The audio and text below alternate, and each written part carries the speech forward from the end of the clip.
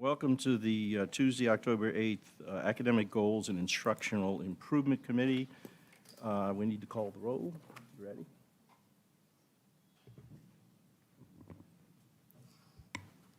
Mr. Appel. Here.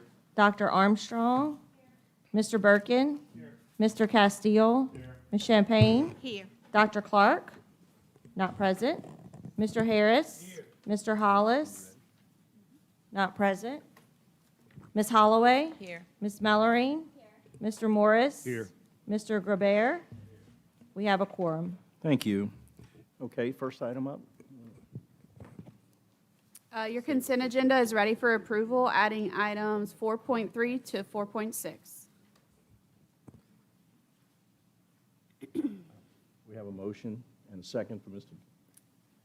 Harris? Birkin and Harris? Birkin? Okay. Go ahead. Next item? Hmm? Any objections? Any objections to the motion? No objections. Consent agenda is accepted. All right, standing items. Mr. Chair. Is there going to be a We have a motion? motion. I'm sorry. Go ahead. We have a motion from Mr. Morris, I believe. Yes, sir. Mr. Chair, I'd like to motion that we move item 6.1 up on the agenda. Okay, we have a second. Mr. Harris seconds. Any objection to that? I think we need, we're good? Okay. There's no objection, so we're going to move item 6.1 up the agenda. Okay. Your first item is on page 85, item 6.1, consideration of the summary of public comments and agency response concerning public comment received in reference to the July 20, 2024 Notice of Intent regarding Bulletin 111, the Louisiana School District and State Accountability System. The recommendation is to receive the SPCAR, authorize Bessie staff to submit the summary report to the Legislative Oversight Committees, and direct Bessie staff to proceed with the final adoption of the July 2024 Notice of Intent regarding revisions to Bulletin 111 with submission of the final rule at the appropriate time. Okay, Mr. Harris makes a motion, and Mr. Burkham, excuse me, seconds. Okay. And we have public discussion. Let's see. Which one's it? To speak. Okay, I'm going to call four folks up at a time that wish to speak, and while they're coming up, I'm going to go ahead and read in the folks that do not wish to speak. So we have Michael Falk, from the Louisiana Association of School Superintendents, Jim Garvey from the Louisiana Workforce Commission, Aaron Grenier from the St. Charles Parish Public Schools, and Ronnie Seal from the St. Charles Parish Public Schools. While they're coming up, let me get my glasses. Yeah. How much? Yeah. So we have a large number of speakers, so we're going to do a 2-minute drill today, please. Not wishing to speak in opposition to this motion is Dr. Janet Pope. You'll have to forgive me if I slaughter some of these names, and I do apologize ahead. Stephen Zaffrow, Karen Boudreau, Amanda Guillory from Calsecue, Tarika McClendon from Calsecue, Melissa Enright from Calsecue, Dr. Morgan from Calsecue, do not wish to speak, Mayor Piper, Marie Piper, I think it is, I'm sorry, from Calsecue, Charles Allen from Calsecue, Roxanne Atkinson from Central Community School System, Harvey Logan from CPSB, Carol Tall from Acadia Parish, Margaret Taylor from Calsecue, Crystal Bowie from Calsecue, Jason Van Meter, I'm sorry if I missed it, Calsecue, Zach Jones, CPSB, Bill Thompson, Louisiana Agri-Science Teachers Association, Tony McCardle from Calsecue, Tammy Hebert from Calsecue, Shell Wooster from Calsecue, Brian Trahan from CPSB, Dr. Tamika Holliday from Washington Marion, Melissa Miller from CPSB, Alicia Istri from Calsecue, Frank Javia from St. Tammany, Cheryl Surratt from the LSBA, Candace Bro from the West Baton Rouge Parish School System, Edith Walker from Ascension Parish, Deborah McCollum from St. Tammany, Amanda Martin from St. Tammany, Jason Fountain from Central, and Kim Canizero from Point Coupe. And again, I'm, do you have some more? Okay. And I do apologize if I slaughtered your names. I'm not good at reading. Okay, who's up? You want to start on the left? Michael Falk with the Louisiana Association of School Superintendents and board members. I'm speaking on behalf of the Louisiana Association of School Superintendents. LAS cannot support the proposed changes to Bulletin 111. We have submitted concerns regarding the impact of EL students and the aspects of the Career Accelerator on students, the schools, and school systems. Until these concerns are addressed in a meaningful way with simulations utilizing up-to-date data, we will continue to advocate for our students, our schools, and school systems. We have been told previously to submit a proposal. We have, in fact, submitted numerous times proposals, and no portions have been accepted. Even though it's been stated numerous times that you have collaborated with stakeholders, no changes have been made. There are inequities in available resources, both financial and human capital, and also accessibility in various areas of our state. We respectfully ask that you do not move forward with the changes in Bulletin 111. Thank you, Mr. Chairman. Thank you. Mr. Garvey? Yes, sir. Jim Garvey with the Louisiana Workforce Commission. I'm here to say that at the Workforce Commission, we are very excited about this proposal, and we are looking forward to working together with Bessie and the Department of Education to do everything that we can to implement it. This is one of the hottest topics that we're hearing about when we meet with business groups. They are very interested, and they are excited, too, about implementing this, and particularly working on the issue of internships and apprenticeships and work-based learning. We are also helping the department with our focus on the industry-based certification bundles. Just last week, our Workforce Investment Council approved several new bundles that will help implement this program. We have another meeting in January where we're expecting to approve even more of these bundles. And as I said, we are excited about this. We think this is going to help get a lot more of our students into the workforce. And we are meeting with the department on at least a monthly basis, if not a weekly basis, to see what it is that the Workforce Commission can do to help implement this program. So we stand ready to do whatever we can. Thank you. Thank you. Yes, ma'am. Good morning. My name is Erin Granier, and I'm the Assistant Superintendent of Curriculum Instruction and Assessment in St. Charles Parish Public Schools, and I appreciate being able to speak with you this morning. As you are aware, the department recently released a summary of public comments from the August 26th hearing, along with an agency response. While I strongly support most of the proposed changes, several critical areas still need review and reconsideration. Though the new accountability formula presents itself as data-driven, it lacks the depth necessary to address student readiness. Page 15 of the agency response states schools should be focused on improving their college or career readiness, which is the indicator that it incentivizes. This statement clearly confirms that the accountability indicators shape school priorities.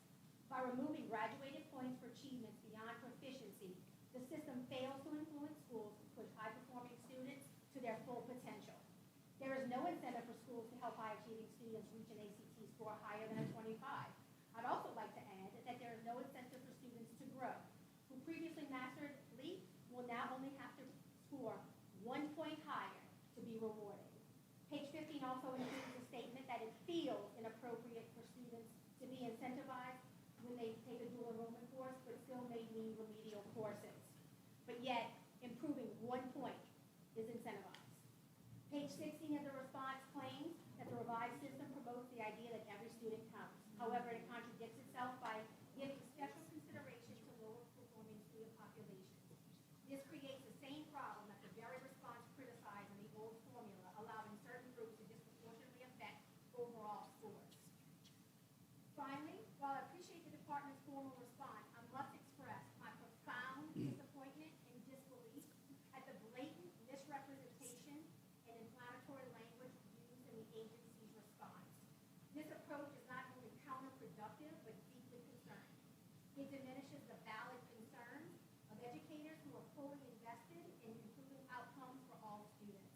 This response deliberately misrepresented stakeholder positions. It displays a clear disrespect for stakeholder concerns. It reveals failure in engagement. It reflects poorly on the department in its condescending and dismissive nature, and it fails to address specific concerns. Thank you. Yes, sir. Good morning. My name is Ronnie Seal, the Curriculum Specialist for School to Careers for St. Charles Parish Public Schools. The previous two times that I've articulated my concerns to you regarding these accountability system changes, I've declared to you that CTE seems to be devalued in the new accountability system. I recently heard during a recent presentation by LDOE that depending on how you look at it, earning industry-based credentials and college credit are valued exactly the same in the new system as it is in the current system, 8.3%. However, even if its value in the current system is the same as it is in the new system, the essence of my argument remains the same. Career and technical education and its role in the workforce development ecosystem for our great state deserves more value than a mere 8.3% in the new system. Rather than keeping its value the same in what you are obviously considering to be a flawed accountability system, why not take this opportunity to make it worth more? If we're really serious about preparing our students, the emerging workforce, for productive lives after high school, then why are we settling for industry-based credentials and early college credit only being worth 8.3% of a high school's accountability score? I still have concerns that as a state, we're betting our emerging workforce's future on doubling down on skills such as analyzing an author's purpose or identifying how a writer develops a claim, assuming that these are the skills that are preventing our students from being productive workers.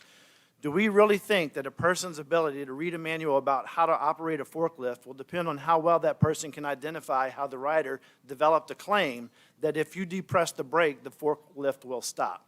Which brings me, well, and then consider the College Board. Why do you think the College Board, which develops the ACT test to measure college readiness, developed the Work Keys test, a separate test to measure work readiness?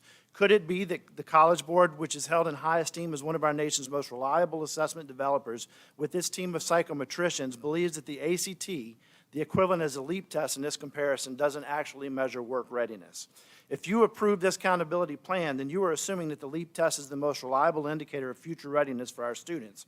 Why can't other measures like valued industry-based credentials and actual college credit be used to determine our graduates' preparedness for life after high school?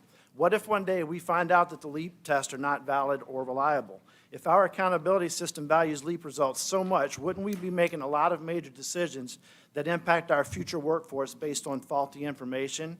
It just makes sense to diversify the measures we use as a state to determine how well we are preparing our students to become our future workforce. Thank you. Thank you. Okay. Mr. I'm going to, Mr. Appel. okay, Mr. Appel, excuse me. Oh, Is yeah, this a okay, time- I didn't hear you. Can I ask a question? Sure. To one of the individuals? who you want? I'm not quite sure, but she's from St. Charles. Come on back down for a Aaron? second. While she's coming down, we had two more folks that came in late that would like to put in cards in opposition, but not wishing to speak. Shelley Riles, Superintendent of Plaquemines Parish, Jamie Blanchard from Plaquemine and Lafourche Parish. Okay, go ahead. Thank you.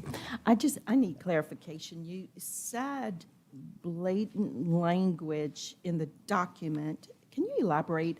I was trying to pick up on what is it that you were saying here? The use of tone in that report, the report used the word argue 32 times throughout the whole response. Misrepresentation of what was said, if you go back and listen to the entire meeting, things were taken and written in a way that really misrepresents and mischaracterizes what was being said. This was during the hearing. So you're saying what was written in the document was not, in the agency response that I have before me, was not what was actual at the meeting, at the hearing? Okay. That's what I need to know. Thank you. Thank you. One more, I'm sorry, I can't read this. Heath, I apologize, I cannot read it. Hayden from Iberia Parish Schools does not wish to speak. What is it? Hewlin, sorry.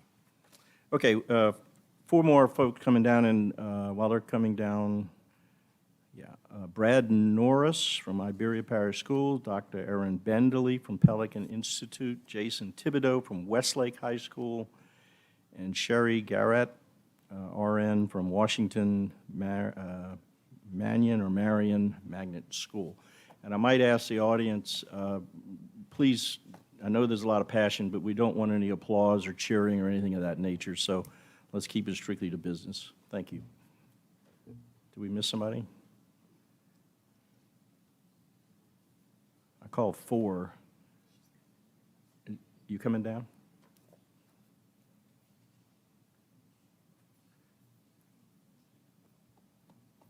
Okay. Let's start on the left again, please. Y'all keep the microphones close. I've gotten some complaints that the outside folks watching on the internet can't hear. So if y'all could keep the mics close and talk into the microphone, I'd appreciate it. Thank you. Thank you, Mr. Chairman. Good morning. My name is Brad Norris. I'm the president of Iberia Parish School Board, and I'm also privileged to sit on the K-12 Task Force. I'm not going to get into all the details on Bulletin 111.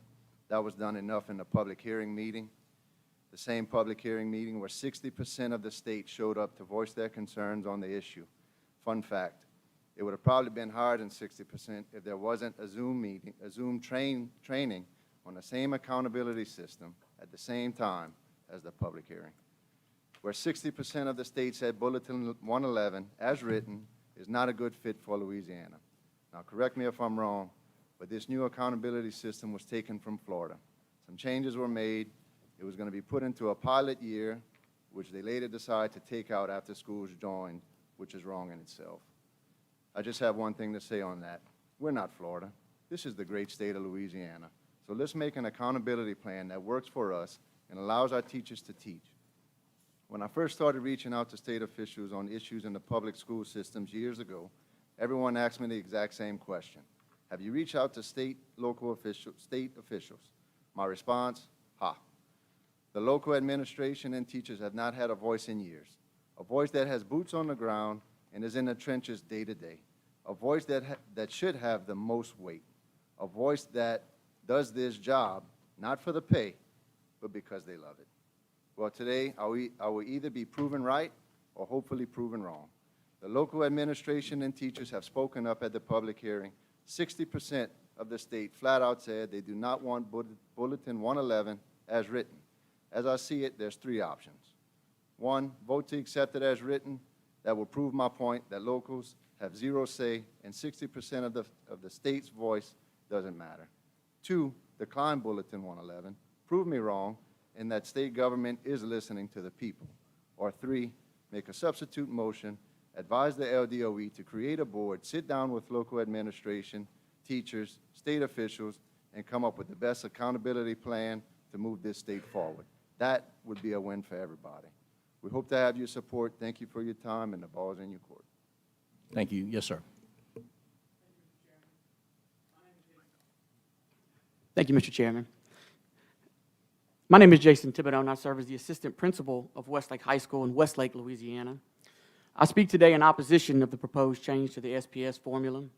I'm not opposed to changing some of the components, but the proposed changes would not strike a favorable representation of everything my school and my staff has to offer. Vital programs like ag, carpentry, drones, auto tech, welding, band, and theater will be largely left off of your formula. These are programs that were previously promoted by the Louisiana Department of Education and the Bessie Board, but now figure very little into the SPF formula for my school. Instead, we're looking at placing the burden of our score on 7 out of 40 of my teachers. In a dwindling profession, we're placing more stress on those teachers, not less. Not one time have we asked for less accountability, not our school administration nor my teachers. We merely ask for a more equitable system that creates a school performance score that is reflective of all we do from year to year. Before closing, I do have one question to the board, merely rhetorical. Who asked for this? When the Bessie Board member met with the principals of our district, not one principal spoke favorably for this measure. We're a district with 6,000 employees and almost 30,000 students. Do public high schools in the state of Louisiana think this is a good idea? Think back to your conversations with administrators. What did they tell you? I can tell you this. I'm a proud public school educator that appreciates the hard work that both my teachers and my students put forth day in and day out. Whatever you decide today will not change the integrity of what we do or the important work we do to change the lives of the students in Westlake.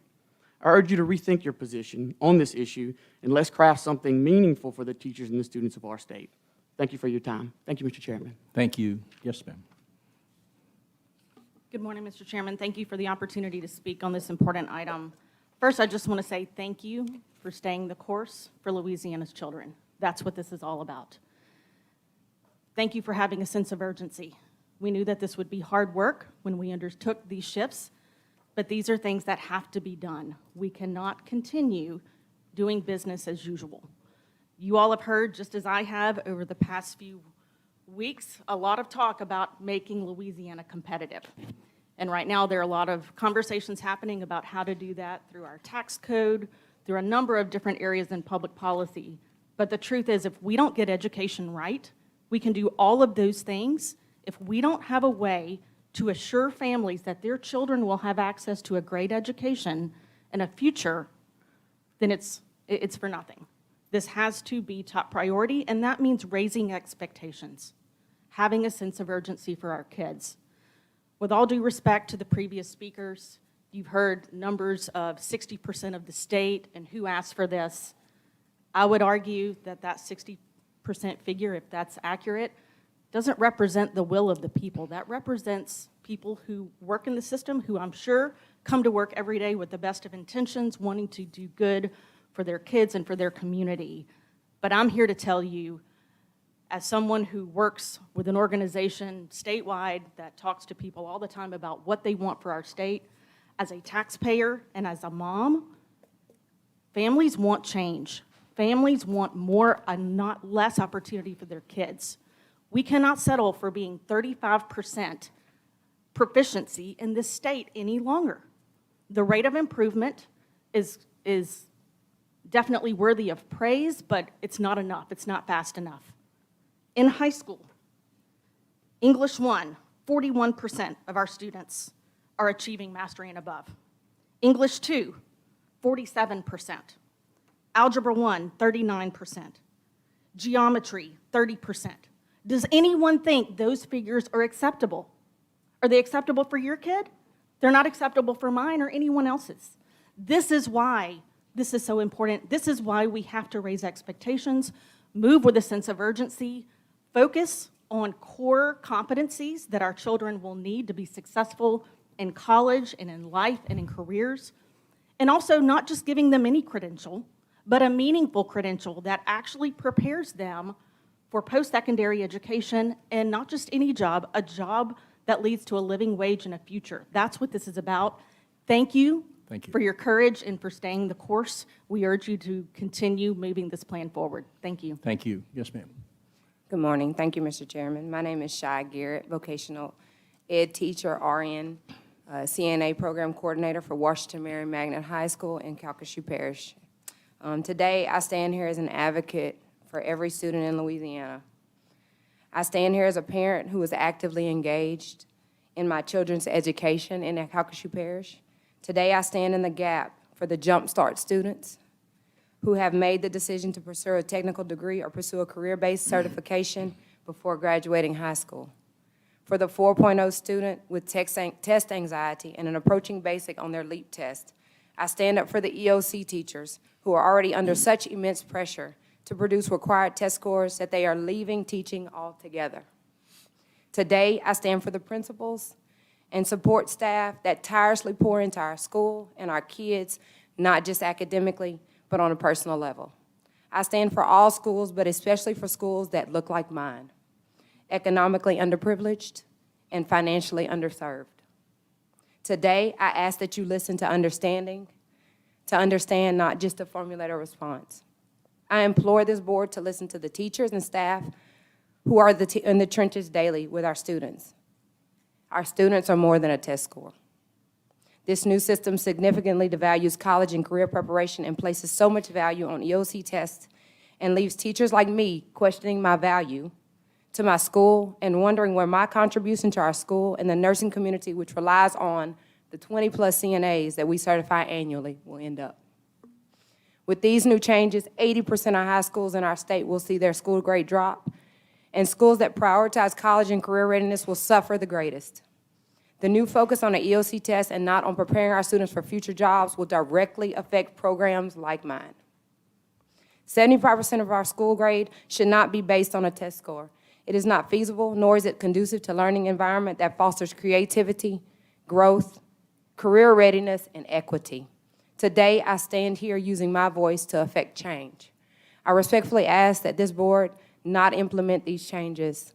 And yes, internships do work, but these kids in the nursing profession have to be 18 to go into an internship, and that's not going to work. Thank you. Thank you all. Okay, next group, no, hold applause, please. Next group, Kelly McMahon, Destin Royer from represent himself. I'm sorry, Kelly was Calsecue. Wendy Hill from Calsecue, and Stephen Zaffrow from St. Charles.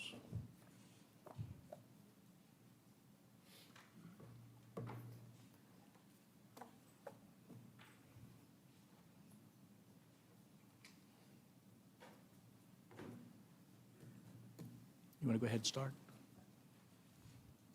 Push, yeah.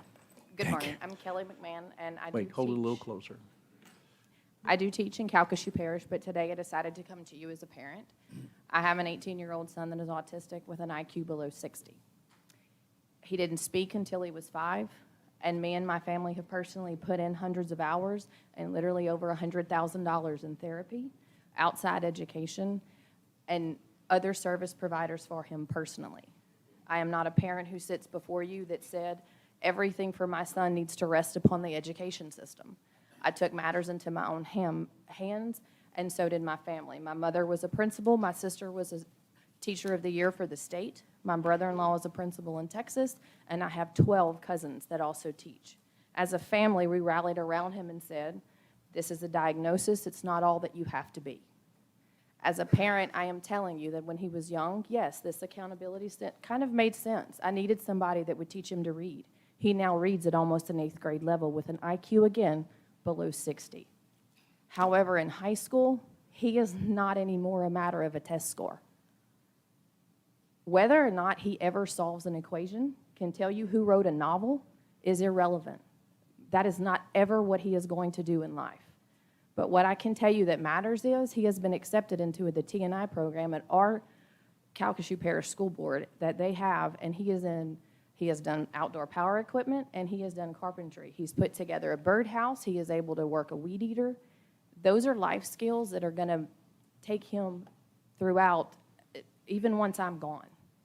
Those are the things now that I have to switch my focus for him as his parent. How am I going to get him a job? Everything that he does has to be supported. Someone has to be standing with him. And you're going to tell me that whether or not he can pass a LEAP test is what matters? I don't understand that as his parent. How can you look at me and tell me that that is the value of his education when he can barely speak? He cannot hold a conversation with you like a normal child. He does not understand to spontaneously look at you and say, hey, how was your day? But what matters is that he can walk into a place with someone and now stock shelves because they've taught him that.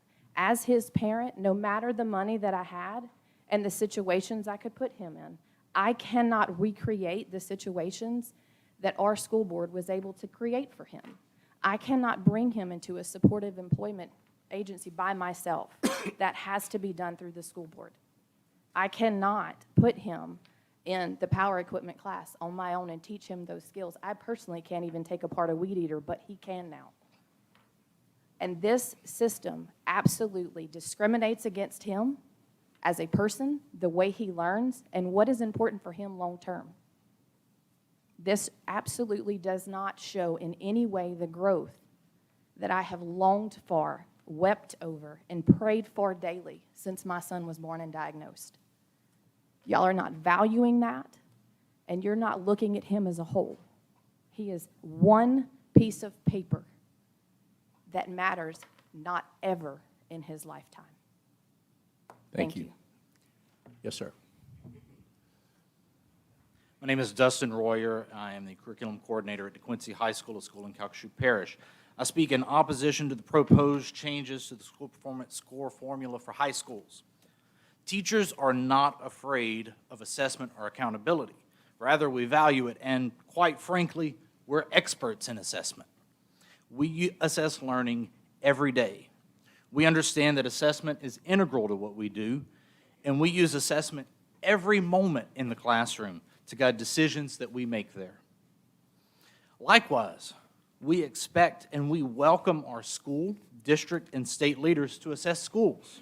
Just as we need to know whether our students are meeting goals, we need to know whether classroom teachers are meeting goals. The proposed changes to the school performance score system for high schools will do a poor job of reflecting whether they are educating students effectively. Yes, the current school performance score formula is complicated. That's because what high schools are currently tasked with doing is complicated. We have multiple goals that surround our mission of graduating students who are ready to enter either college or a career. It is relatively easy to measure whether a fifth grader is ready to go to the sixth grade. We assess them on baseline knowledge and skills needed to be successful in the next grade. It is immensely more difficult to measure whether a high school student is ready to enter college or the workforce, since the baseline knowledge and skills necessary for the diverse paths a student could take are just as varied as the students themselves. If our goal is to graduate students ready to enter higher education or the workforce, we must assess schools on whether they're achieving that goal. This requires a system that measures all possible outcomes aligned with that goal. The proposed changes to the school performance score formula would focus inordinately on one academic area of the school while not measuring other academic areas. I'll give you an example. DeQuincy High School has 32 certified faculty positions. The proposed SPS changes would base 75% of our school's rating on the efforts of 6 teachers, or just shy of 20% of our certified staff. Mr. Appel, it's my understanding you run a construction company. You're the president of one. Would you ignore 80% of your company and evaluate its performance based on only 20% of your employees? When measuring our school's performance, it's crucial that we evaluate the whole institution rather than placing the burden on less than 20% of our teaching staff. By focusing narrowly on certain academic areas, we risk ignoring or even omitting the incredible work our educators do across various subjects, especially in the fields of career and technical education, music, and the arts. These programs play a pivotal role in developing well-rounded, skilled students, often engaging those who may not thrive in traditional academic settings. We just heard from one. They offer hands-on learning, foster creativity, and cultivate the critical thinking and problem-solving skills that prepare students for the workforce and society. I encourage you, Bessie, to engage in something educators call backward design. It's where we establish what our goal is and then look at what we want, how we're going to achieve that goal. Figure out what you want to measure and then design accountability systems to measure it, because this ain't it. Okay, thank you. Yes, ma'am. You got it? A little louder. Is your button on? My name is Wendy Hill, and I'm from Calcasieu Parish as well. I am here to speak in opposition of Bulletin 111. This new accountability states that every school would have the overall effect of these changes and likely to be a more equitable educational system that better meets the needs of all students, particularly those with disabilities. On the contrary, in 2014, Louisiana passed what was called Act 833, and which was later named April Dunn. This act was put in place to protect students with an IEP. It allowed these students to have an alternative means to graduation in place of passage of the LEAP 2025. These are identified students that have data that have demonstrated for years their weaknesses that have hindered their ability to passing statewide assessments. Yet this new accountability is discriminatory, in a sense basically outcasting special education students. Every school will end up with a special ed subgroup in Calcasieu Parish. We have over 700 students that met the criteria to qualify for the April Dunn Act. And they need that alternative pathway for graduation, but yet we don't want a target on their back. We are against Bulletin 111 and feel like it is just adding an additional target to these students. I urge you to rethink your position on Bulletin 111. Thank you. Thank you. Yes, sir. Dr. Stephen Zaffro, Director of Instructional Support for St. Charles Parish Public Schools. In various roles I've had, I've often been asked to analyze the impact of proposals like this using data. From that vantage point, I want to reiterate some of the concerns I have regarding one particular piece of this plan, which is the weighting of the English language acquisition indicator.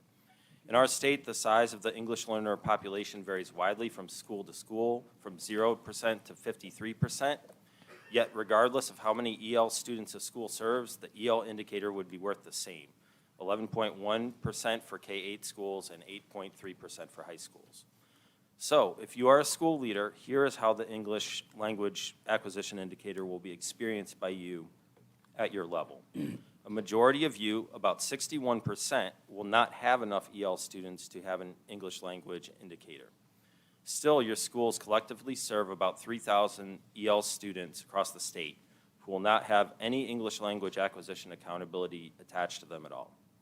Also, your school performance scores will on average be about 2 points higher than those who do have the EL indicator. And you will also tend to fare better as a result of transitioning to this new system.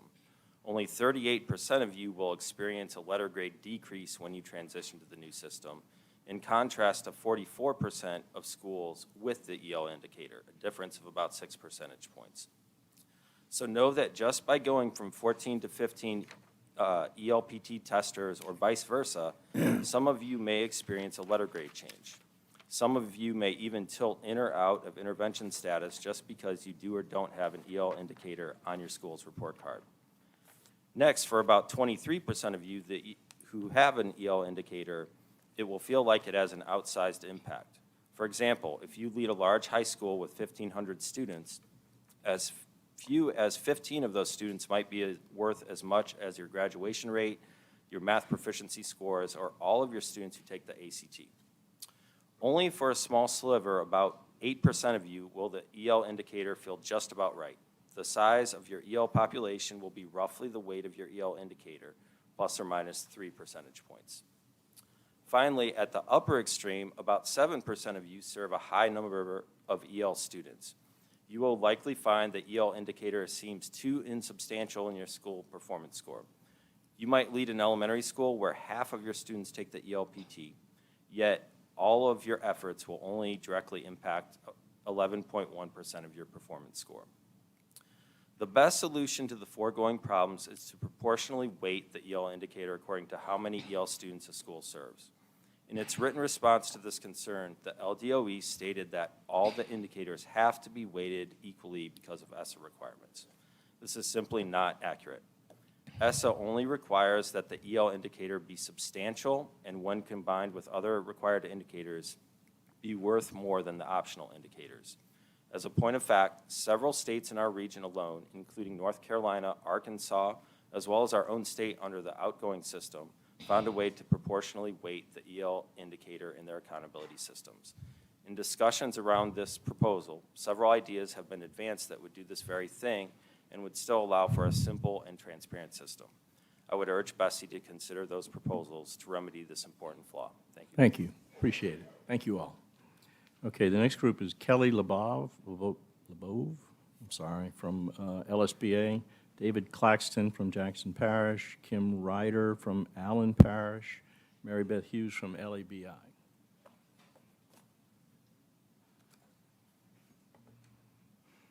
Oh, I forgot you got married, huh? I didn't get your name right. Okay, you want to start? I do want to thank you for your public response to the public hearing. Wait, is for your button on? Is your button on? It's green.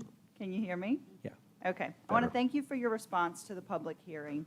I will agree that Mr. there were Chair. some statements Mr. in Chair, there. Oh, I'm sorry. just want to make sure you identify yourself for the record, so we have it I'm on. sorry, Oh, it's okay, Kelly yeah. LeBeau from LSBA. Okay, thank you. There were words used in there, arguing, they argued, they complained. I feel like that was very inappropriate wording to put in such a document, simply because we are coming to the table as partners, not as enemies. We want to collaborate. We want to be a part of this process. It is not arguing. It is advocating for our students, and our school systems. Also in your response, you stated that the Accountability Council and the Superintendent's Advisory Council were sought on this, and that went through their meetings. It did. However, what it failed to mention is that at the Accountability Council meeting, it was voted on with changes. No changes were made. At the Superintendent's Advisory Council meeting, it was not approved. They did not agree with it. That was not stated in there. I feel like if this passes now, I've heard different things of maybe we can make changes later. If this passes now, is the same thing going to happen that happened at the Accountability Council meeting, where we're going to make the change, we're going to say we're going to make changes, but no changes will be made. We have to pause this and make it what's best for our kids. My biggest concern is our internships.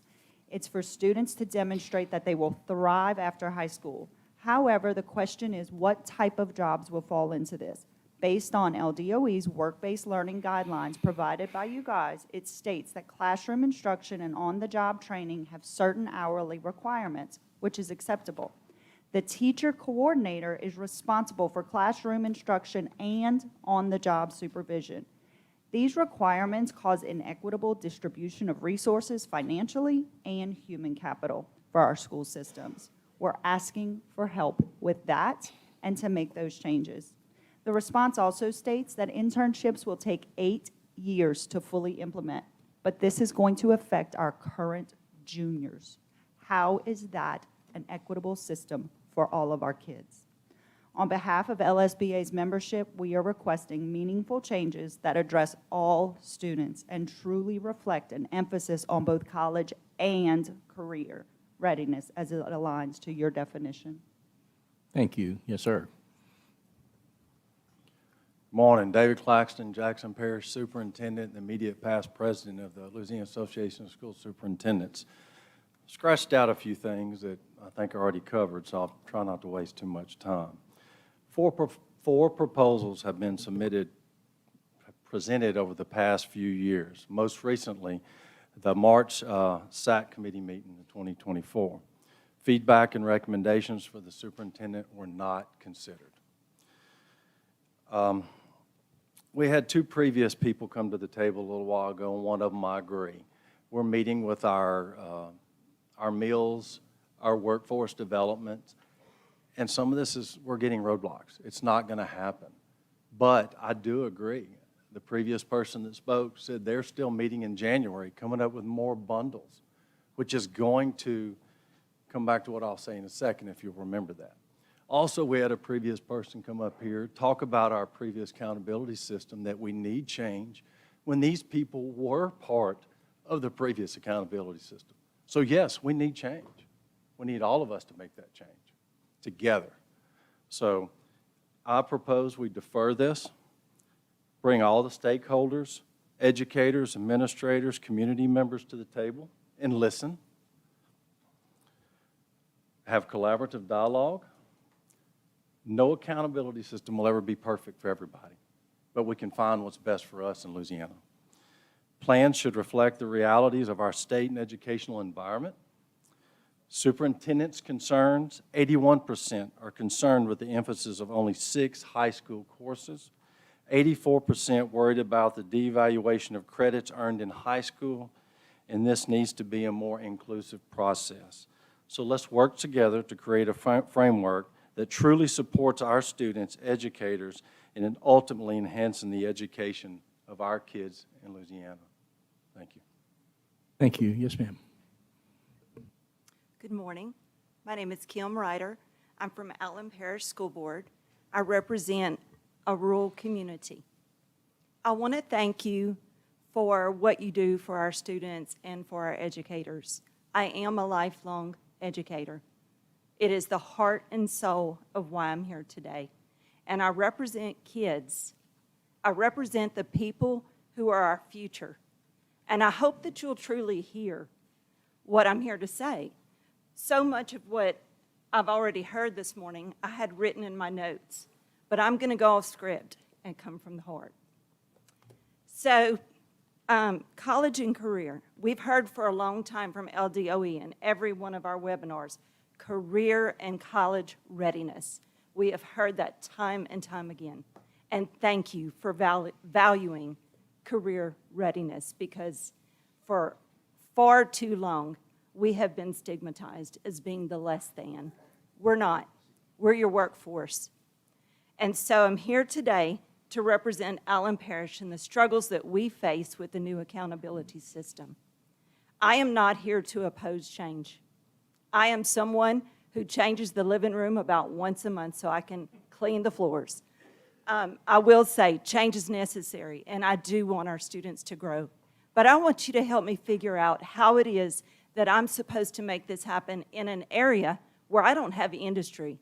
How am I to be compared with those students from a metropolitan area or larger cities that have the opportunities, that students have the transportation to get to their jobs? I am right now trying to pilot an internship, and I am continuously facing the struggle with the new law of paying teachers overtime for any work that is done after work. That's a real problem for us. We haven't seen where that is a funded mandate. So I want you to know that having a CTE internship in a school is quite the struggle. What we are facing now is a block school where teachers teach for 3 courses and have 1 planning period. Well, how do you fit that into work-based learning? How do you fit that into the 4 evaluations that have to be done with these students? We want the change. We see the value in the internships. We want this to happen, but I need for you to help me see how it's going to happen in my community. I invite every one of you.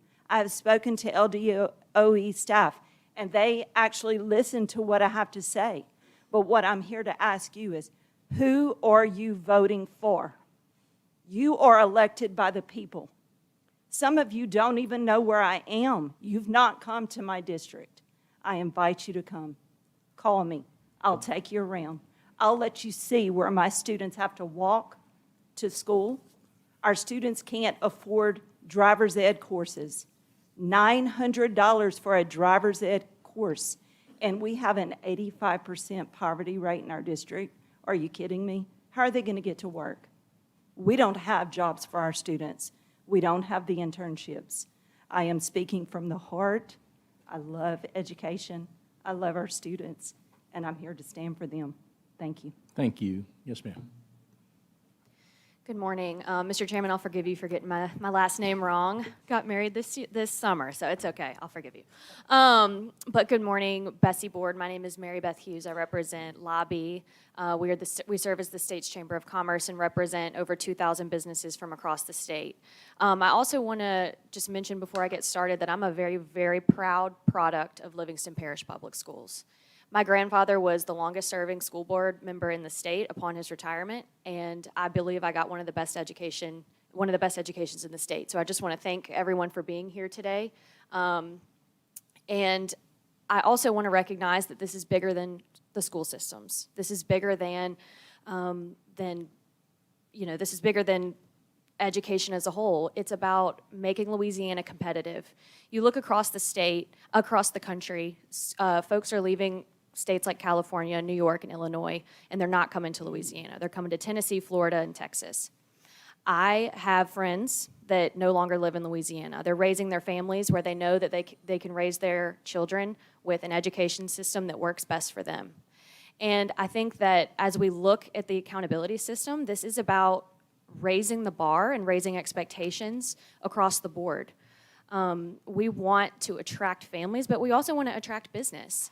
And I think that in order to attract and retain employers here, we have to not only raise the bar across sectors, across other areas in government, but we have to raise the bar with education and this accountability system. So I want to thank you for taking a hard vote. I don't want to sound redundant, but I do want to echo Mr. Garvey's statements in that Lobby is looking forward to partnering with you, with Cable, with C100, with other business organizations to make this happen and to bring business to the table and really strengthen the relationship between LDOE with local school systems and their local employers. Because at the end of the day, every region is different, and we know every region has different workforce needs, and we want to be a good partner in that. And so I want to thank you for letting us come to the table today and for taking a hard vote. I appreciate it.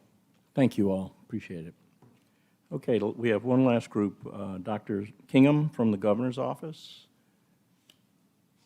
Dr. Holliday from CPSB. Barry Irwin from the Council for a Better Louisiana, and Danny Garrett from LSBA.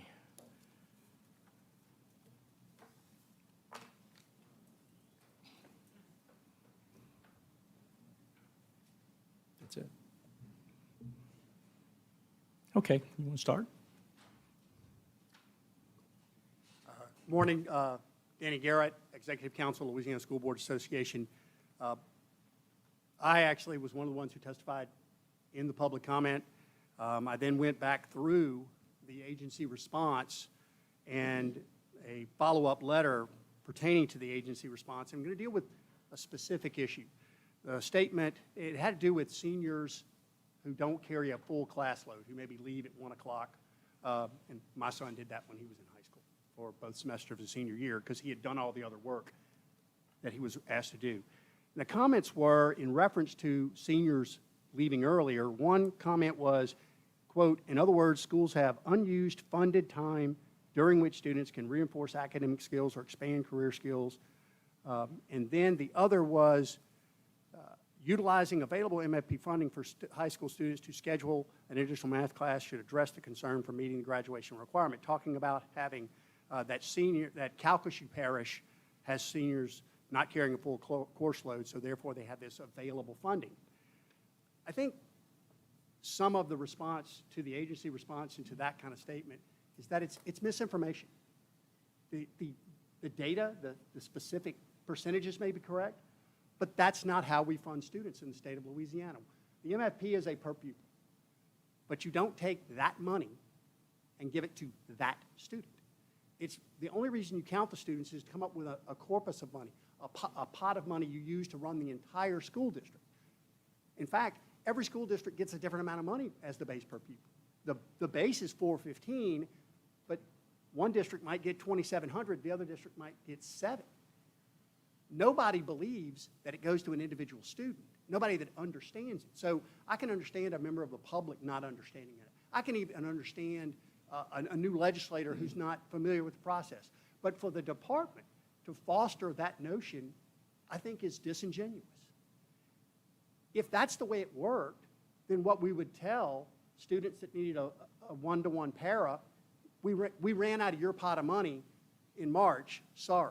Or for the student that wanted to take French 2, well, I'm sorry, you already used up your $2,700 allocation here in this parish because we're considered rich, and so we don't get as much as somebody else. That's not how it works. The cost of having 15 students in a chemistry class compared to having 40 students in a PE class, the cost per pupil is not the same. The cost of a high school student who it takes 6 teachers to teach every semester is not the same as the cost of a kindergarten student who has 1 teacher. That's never how the formula was supposed to work. It's not how it ever has worked. And to lean into that as the agency response of you have all this extra money. It also belies the fact that the 4015 was awarded in 2019.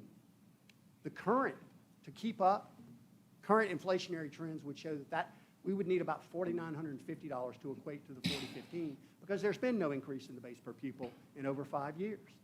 Now, y'all did, as Bessie asked for it 1 year in that 5-year period. The legislature said no. But the notion that there's all this leftover money because a student leaves, it doesn't take a full course load is simply absurd.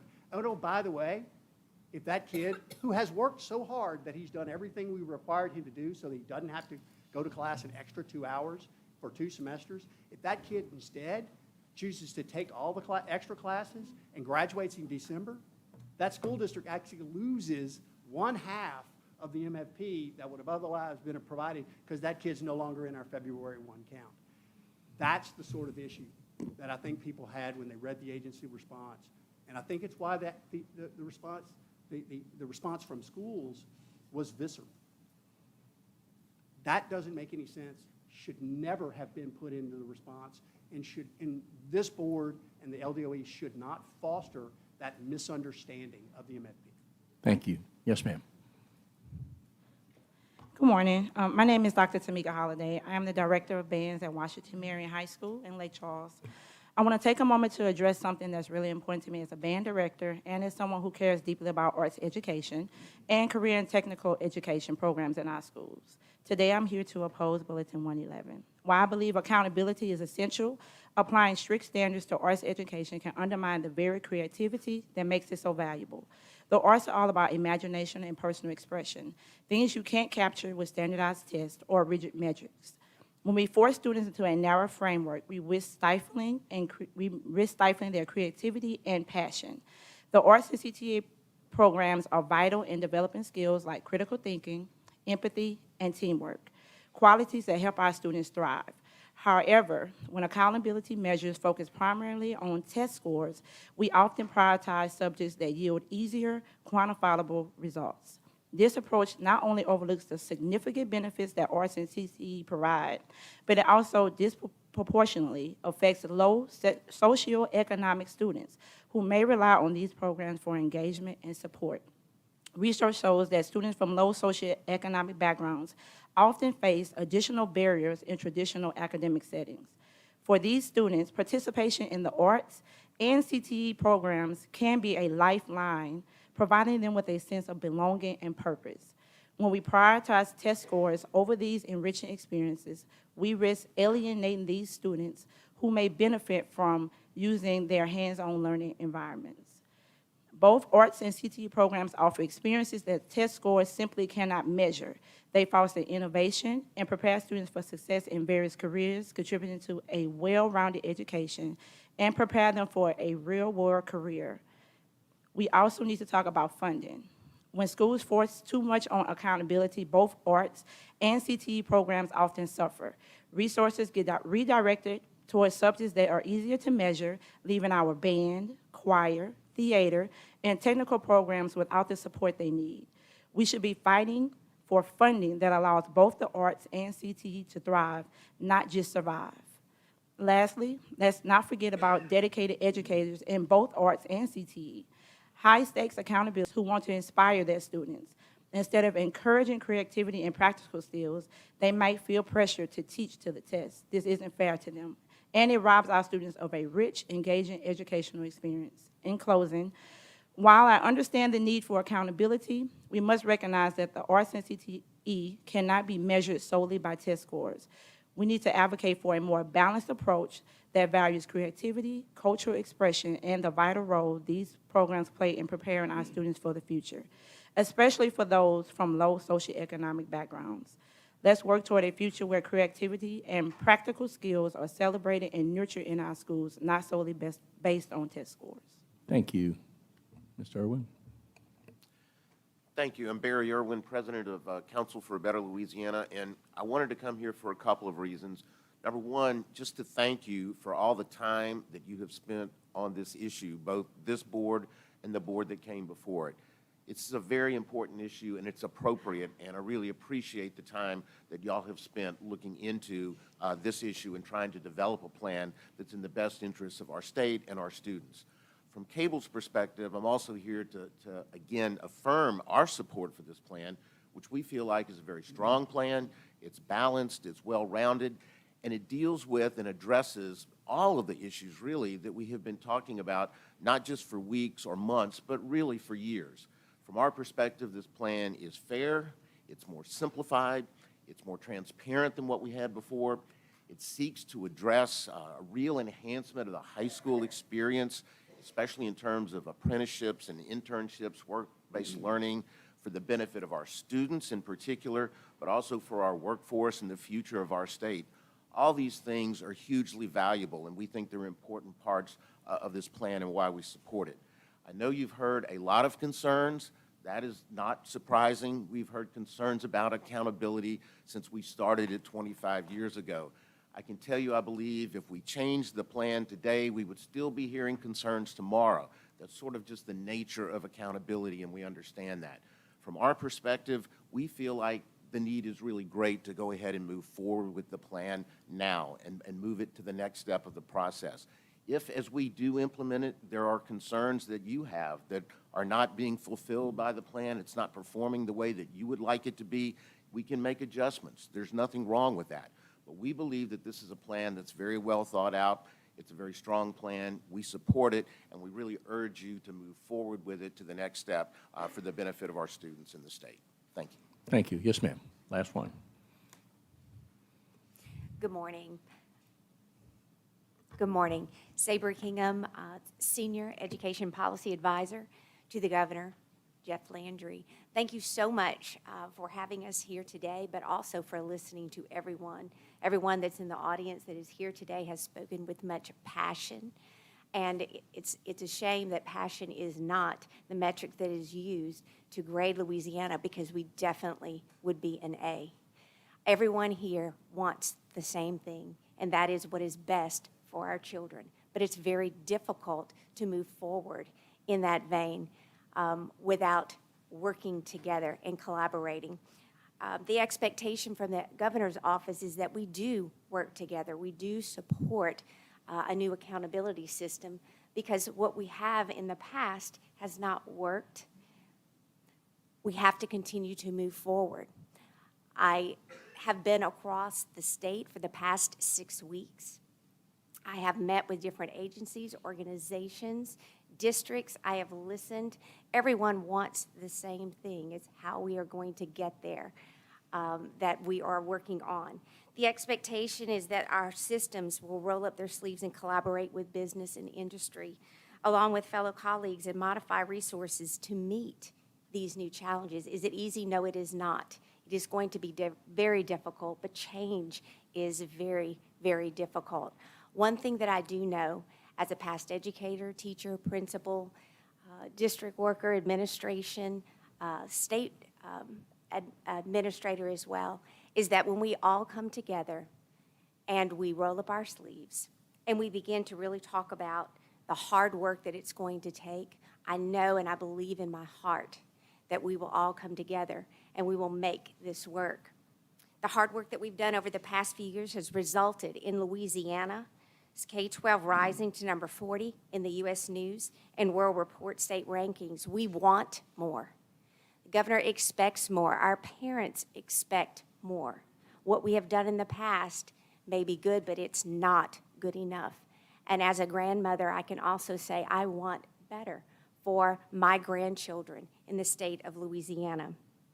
Again, when these new challenges are met, our students will be even better prepared for college, career, and service. It's not easy. It's not an easy thing to do, but it's the right thing to do.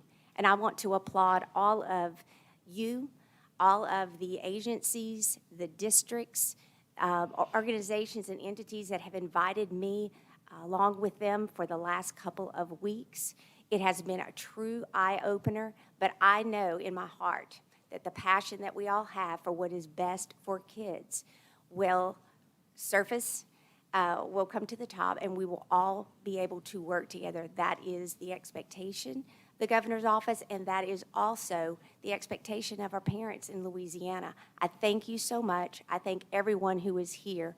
Please, let's continue to work together in collaboration to move our education system forward for our students. Thank you all. Appreciate it. Thank everyone who spoke this morning and those who didn't choose to speak. We appreciate your being here. At this time, do you want to make, you have anything? At this time, I would open the floor for comments from the board. Dr. Armstrong, I believe you have something. Wait, we can't hear you. I move that this board conduct a review of the implementation data of the revised district and state accountability system after the release of the 2025 SPS and DPS scores. Okay. All right. I've been informed that Too early. We have to defer your motion just for a moment, and we're going to take care of the original motion that's on the floor. Do we have any comments from the board on the original motion? Do we have any objection to the original motion? I see no objection. The motion passes. Now, Dr. Armstrong. So, again, I move that this body conduct a review of the implementation Wait, can you data. speak into the mic a little bit better? I can hardly hear you. That we conduct a review of the implementation data of the revised district and state accountability system after the release of the 2025 SPS and DPS scores. We have a second from Mr. Burkham. Any comments on the motion, the new motion? Any objection to the new motion? Did you want to say something? What's that? Okay. You have a question? Sorry, it's not pertaining to the motion. Can I Go do ahead. that now, or can I do it after? I don't know. Oh, it's not related to the It's not motion? related. It's in Okay, well, let's It's in close. regards to a question I have about the Accountability Commission, which I can ask after. Let's vote on the motion. Is there any objection to the motion? I hear no objection. That motion passes. Now, please. Thank you, thank you. My question here is in regards to the Accountability Commission, Dr. Brumley, which we meet Monday, November 18th. At that time, as chair of the commission, can we have on the agenda, like, what does this, moving forward with the Accountability Commission, the timeline, what are the next steps?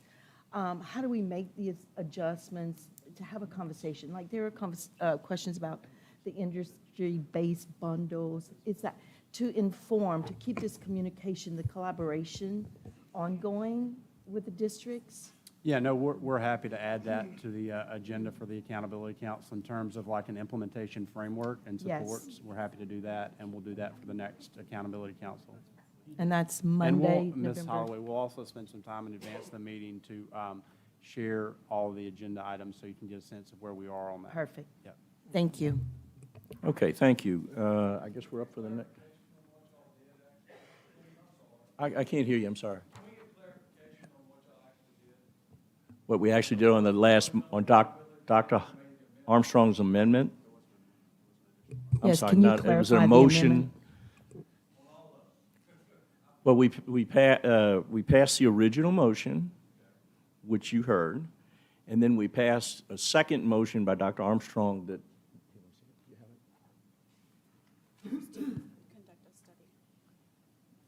it says, "I move that this body will conduct a review of implementation data of the revised district and state accountability system after the release of the 2025 SPS and DPS scores." So in other words, we're bringing it back to review in a year. Yeah. And it'll probably be subject to review year after year anyway, so. Yeah, the data. The main thing is, as we go forward, we got to collect the data and see how it's working and where it's not working, and, okay. That's all you want to know. Just want to make sure. Okay. The problem is I can't hear y'all. It's the echoes in here. All right, let's move on to, Next item. Your next item is on page 11, item 3.1, consideration of an update report regarding grades 3 through 8 testing time reduction in 2024, 2025. The recommendation is to receive, and additional backup has been distributed. Mr. Hollis moves and Mr. Harris seconds. Did you want to speak to this one? This is this one. Where's my papers? Here. It's this one.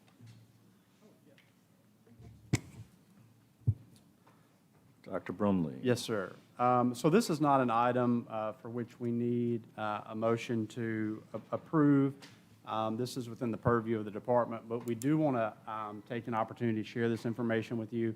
As I have shared publicly, both at the legislature and even with various stakeholders, education leaders, teachers, and policy leaders, We do want to be thoughtful in thinking about the amount of time that students spend on assessment. I think that we have done a really good job as a state of identifying proficiency within students. We need to continue to make sure that we have really solid ways to know where students are performing in all of the content areas, because I think that's how we can make informed instructional decisions and policy decisions. However, we also know that we want to look at the amount of time that students are spending on assessments. And this is a conversation we have been having. And so we want to go ahead and make some movement there immediately, effective immediately. And so we do intend to shorten LEAP assessments effective immediately, particularly in grades 3 through 8. If I could advance the slide. So what I want to share with you today is a very brief PowerPoint relative to grades 3 through 8 LEAP test this year, effective immediately. We are going to put in place a reduction of testing time by approximately 20% in grades 3 through 8. Now, I'll share with you that when we're thinking about reducing assessments or reducing the amount of time on testing, we have to be surgical with this because we have to make sure that we assure quality assessments. We have to make sure that we get really good, reliable, and valid data on students so that we can make instructional and policy decisions. So the amount of the reduction, again, we believe is a responsible approach to gradually reducing time spent on standardized testing without affecting accuracy. What we know to be true is that some of the standards that we assess, there are multiple questions on the assessment relative to particular standards. We know that we can indeed reduce the amount of time that students are spending testing and still get reliable results. We have been in consultation with our technical assistance group, which is a group of psychometricians that we use to help in the development and administration of our assessments. So the experts have given us the go-ahead to move down this path, which I think is also really important that we keep them close as we move forward. The result of that, stay on the same slide for a moment, is just when we're looking at ELA assessments, we'll see a reduction for every student in each grade by about 45 to 70 minutes, depending on the grade level. And then when we look at math in grades 3 through 8, we'll see a reduction of about 40 minutes of time testing per grade. Wanted to show you a chart of where we are presently versus where we're going with this move, and then also show you national amount of time spent on testing. So if you look at the light blue, that's the present amount of time students per grade level spend on assessment. So for instance, third grade and ELA, you see that that's 210 minutes. With our shift here, we will move third grade LEAP testing and ELA to 165 minutes with the change. And you can see that for each grade level. What you also see is the national median. We did not include every single grade level, but just as an example, you can see fifth grade. So you can see fifth grade across all of these particular grades as we just use it as a comparison point. So it does move us in line in grades 4 through 8 in ELA with the median across the nation, which puts us right in line with everyone else. And in fact, in third grade, our amount of time testing on ELA will be less than what we see as a median. Again, we could put third, fourth, fifth, all the different grade levels. We're just using fifth as an example here. Likewise, on math, on the next slide, you can see on the light blue, it shows where we are, and the dark blue shows where this move takes us. You can see that it is a reduction, but also if we use that fifth grade national median again, we are even with the reduction, we still are going to be spending more time on assessment than is the national median. This is, again, I believe, a first step in looking at the amount of time that students spend testing.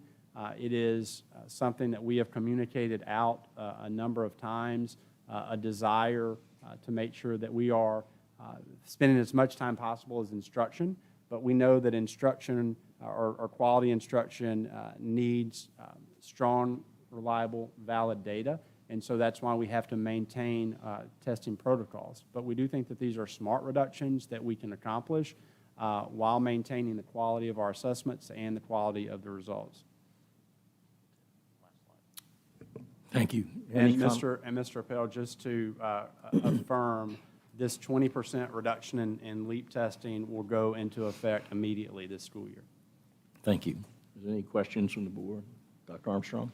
So if, Dr. Brumley, if we're reducing the testing time, are we therefore reducing the actual, changing the test to, and ensuring that we're still testing according or aligning it with the standards? So our tests will be different than what they've been in the past. Well, I would say less items. So for instance, if you were talking about an item where a student could select an answer, we know that we have multiple test items that are related to each standard. And so what we would be able to do, what we're going to be able to do through the work with our psychometricians is make a reduction there where we still have enough items to be able to understand if a student knows the standard. And then there will also be a reduction in some of the constructed response, which are the writing items, which could also lead to us getting results back sooner, which is a conversation we also are engaged with, because what takes so much time in turning around the results, one of the main areas is the writing. So we believe it's important to continue to measure the writing, but we do believe we can reduce that a little bit, and hopefully as we move forward, not making that promise now, but hopefully we'll be engaged in an opportunity to turn around tests in more quickly. So we'll be sending those blueprints type to the district so they'll kind of know what changes are being made? Well, I think it's important that educators continue to make sure that students understand the Louisiana content standards. So the content standards are what drives the assessment. And so that's not changing. The only thing that's changing really is two things, I guess. One is we have multiple items for each standard. We're going to have a slight reduction on the number of items to assess each standard, and then a slight reduction in the writing prompts. Okay. The standards are not changing. And the purpose, reasoning behind it? Well, look, I mean, I think if you have conversations probably with educators or parents and certainly kids, they feel the weight of the amount of time they're spending on LEAP tests. And we think that we can continue to get very reliable and valid results and shorten the assessment at the same time. And that's what we're trying to do. I don't think we'll, Mr. Burton, I don't think we'll hear many complaints from parents or kids or teachers about reducing time on testing. Any other comments or questions from the board? Any objection to receiving the report? Okay, the report stands received. That's 3.1. Now we're on 3.2.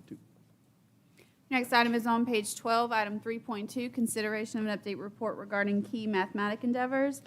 The recommendation is to receive. Dr. Brumley? Oh, I'm sorry, we need a motion. Mr. Harris moves, Mr. Birkin seconds. So at our last meeting of this board, we presented information on our reading efforts. This board meeting, we're going to present information on our efforts relative to math.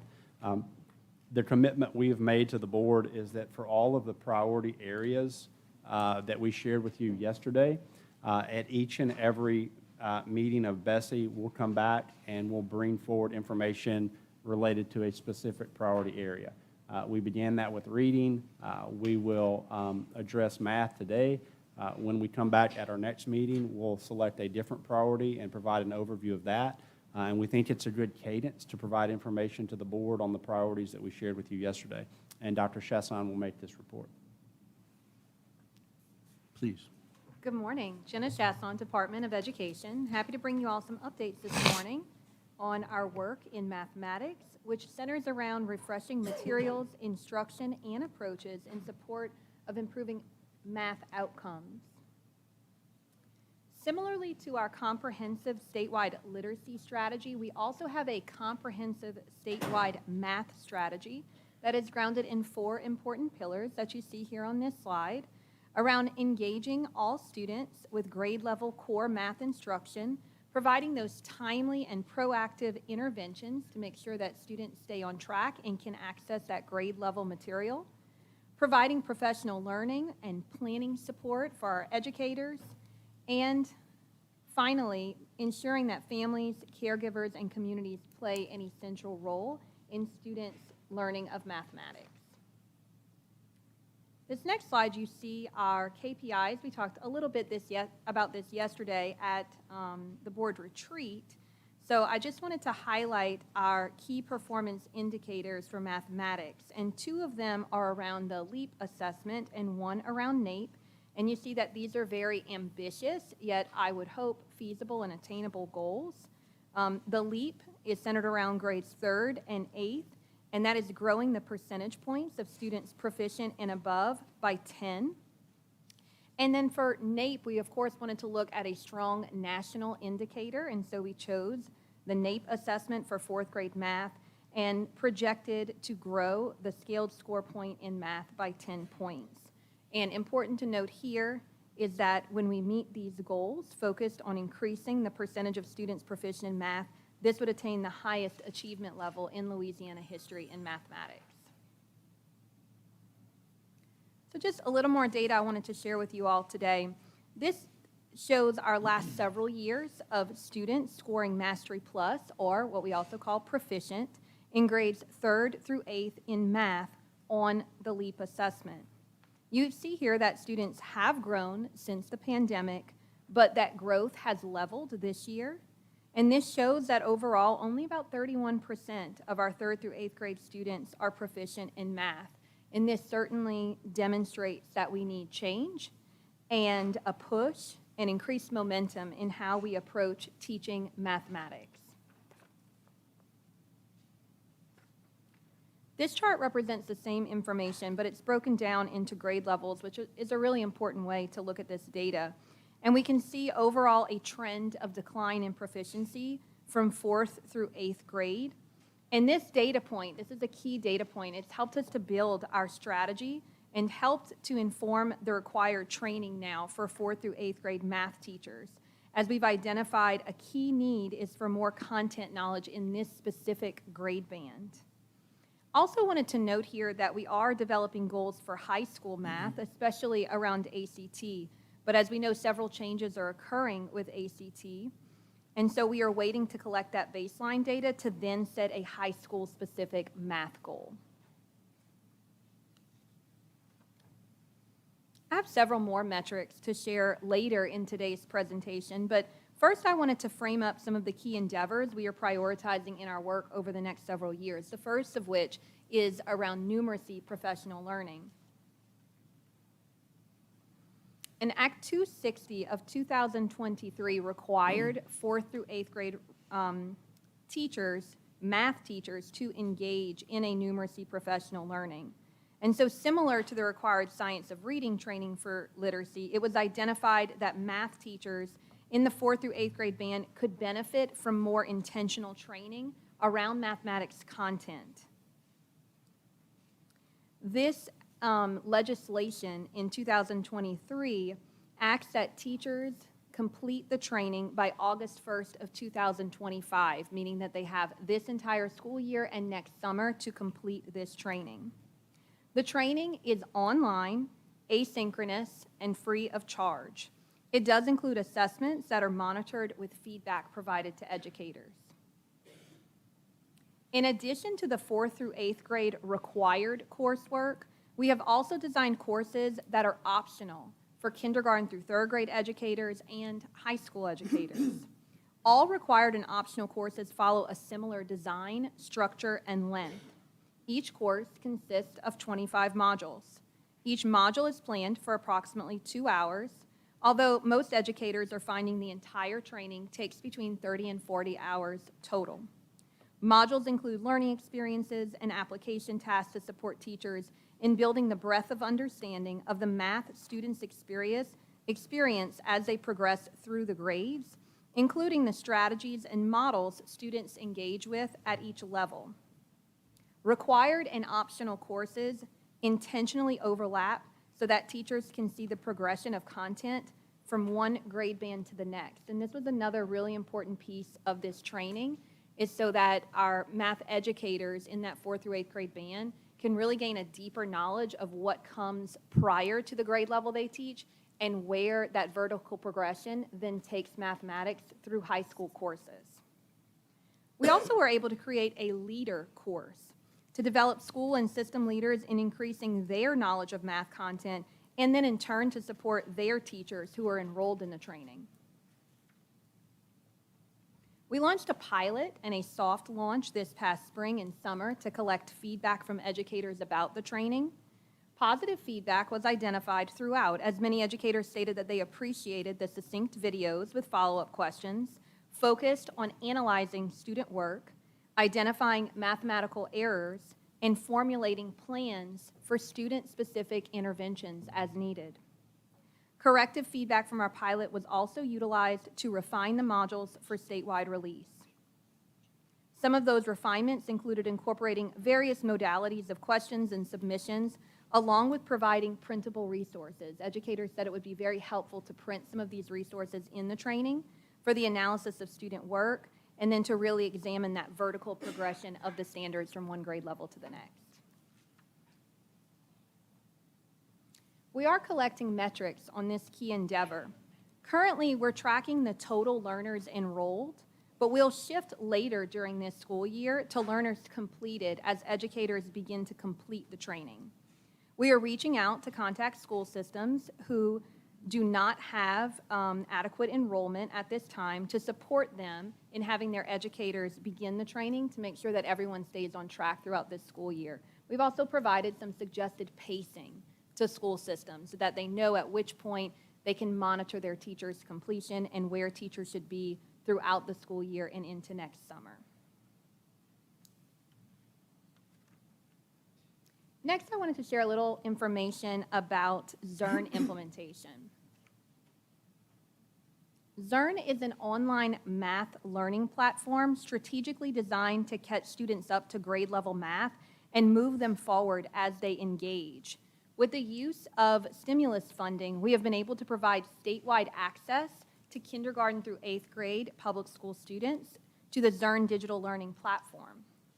Digital lessons are designed so that at the moment of struggle, when a student reaches something that they don't understand, students are provided short instruction in prior grade level skills. So it will dip down to a prerequisite skill that the student needs to know.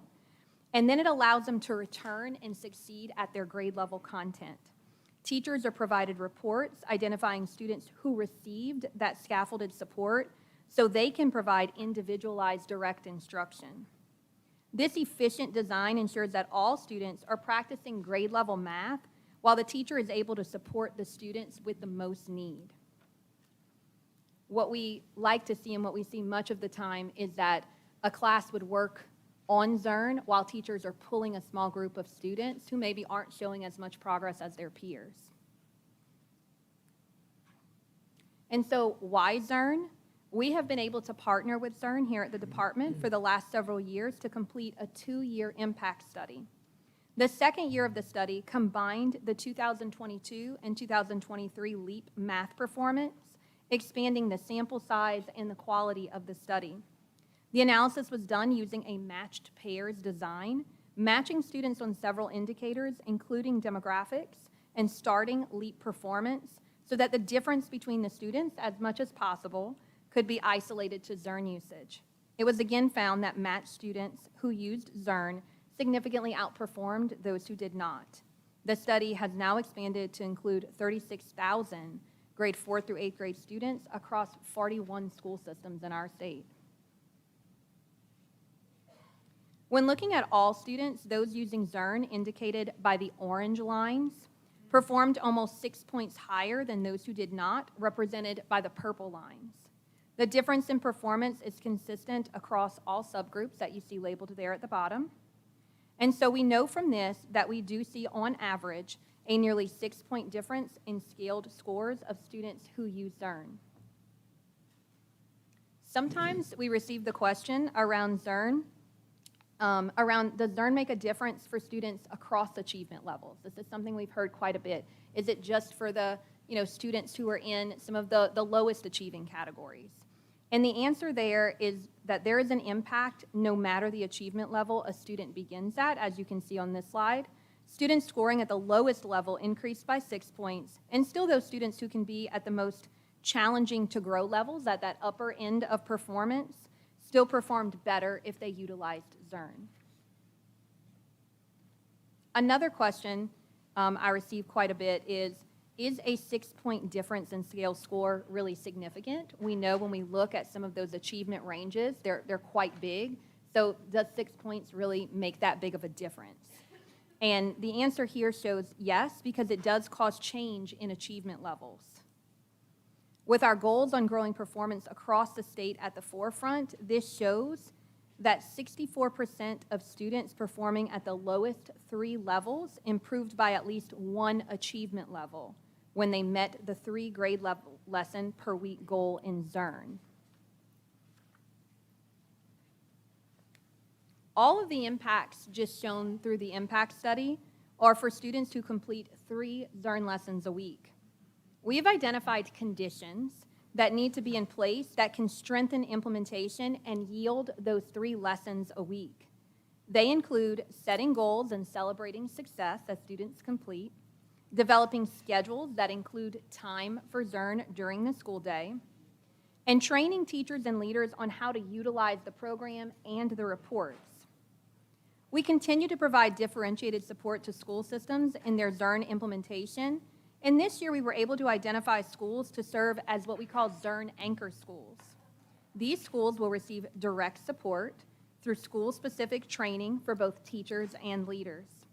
A Louisiana-based coach will support these school leaders through biweekly school and teacher coaching on implementation, and additional data analysis support will be provided to highlight strengths and growth areas in the implementation.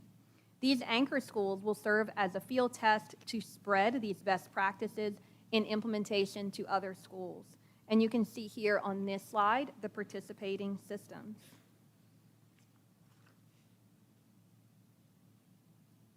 So yes, those 3 lessons a week are important to complete, but I also wanted to show that there is an impact with less lessons as well.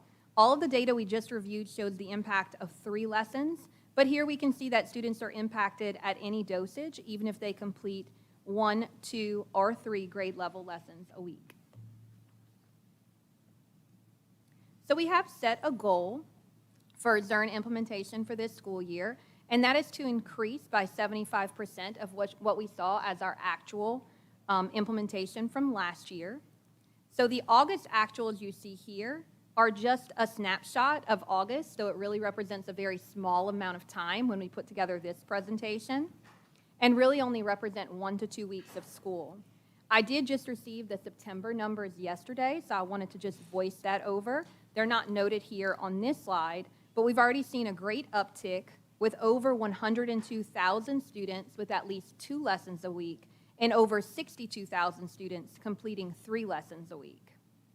So we've already seen a great rise in September from August, and that makes sense. There takes some time to make sure that students are rostered correctly and then work that into the schedule and make sure that implementation is off and running. So we've seen a great uptick from August to September that I think puts us a nice way towards our goal. I've been happy to work together with Mr. Morris in creating this next graph that maps our KPI for 3rd grade LEAP and the metrics we are collecting for the key endeavors I've just discussed today.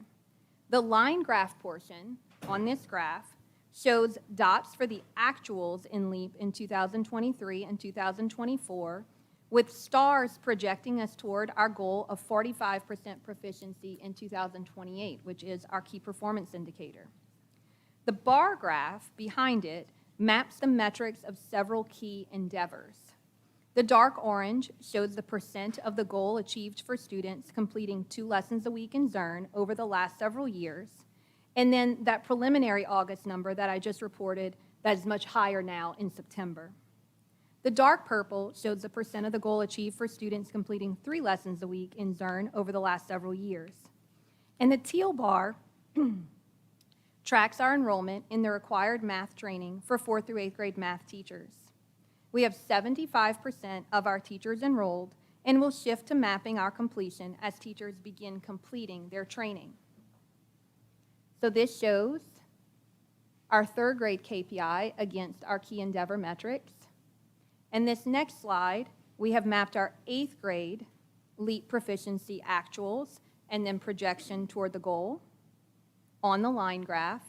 And the bar graph shows the movement toward our goals in our key endeavors of Zern lesson completion and enrollment in the required training.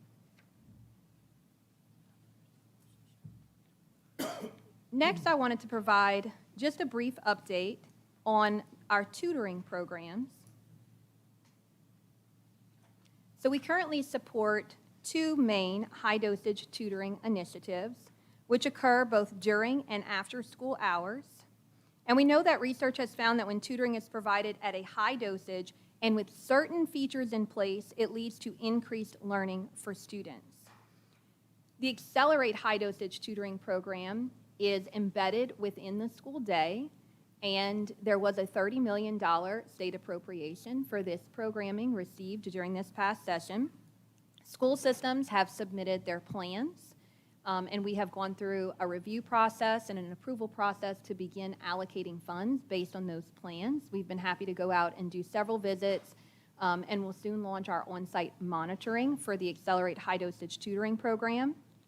And the Steve Carter Tutoring Program, which is our outside of the school day voucher program available for families for kindergarten through 12th grade reading and math tutoring, just began a wait list last Monday due to a lot of students registering for the program very quickly.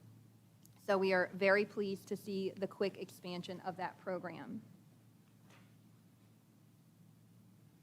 We do have one more important facet of the math work that I just wanted to provide a brief update on today, and that comes from Act 650 of this past legislative session that requires school systems to use a department-selected numeracy screener.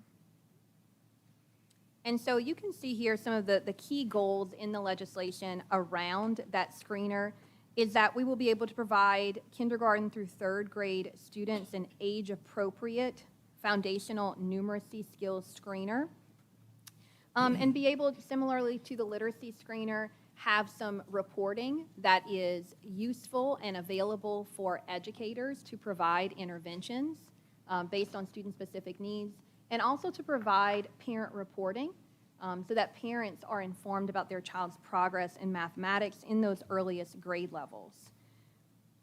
We are in the process of developing the numeracy screener, which we anticipate field testing in 2025-2026 school year. Our goals as we work on this numeracy screener are to minimize disruption associated with these screenings and to also do so in a fiscally responsible way. We do plan to continue providing support to school systems all throughout this year. And this includes just a few things I'm calling out here on our last slide: differentiated support for our systems based on data, continued leader and educator support for the implementation of the numeracy professional learning and on Zern implementation. We also have our regional collaboratives that will be held across the state on instructional coherence, which will include information around mathematics. We have shifted to school-specific Zern training so that educators are knowledgeable about how to implement Zern and utilize those reports. We've also been holding monthly leader virtual collaboration around math, and of course to learn from our Zern anchor schools and then spread those key findings to other schools in their Zern implementation across the state. And that concludes today's update. Could I refer you back to slide 5, please?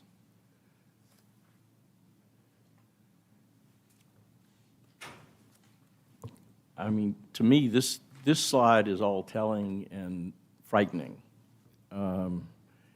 So applauding what you guys are doing with these methods that you're undertaking to try to reverse these kind of trends. But my question is really fundamental. Do we have any input from teachers, frontline teachers, as to why math results decline year over year over year and come with these atrocious results? Do we even know what the fundamental problem is? We have talked a lot with math educators, with math leaders across the state over the last several years as we've formed this statewide math comprehensive plan. And I think a few key things have come out of that, and that's why you hear me use the word foundational a lot. Right. A lot of this is due to students missing certain foundational math skills at those earliest grade levels.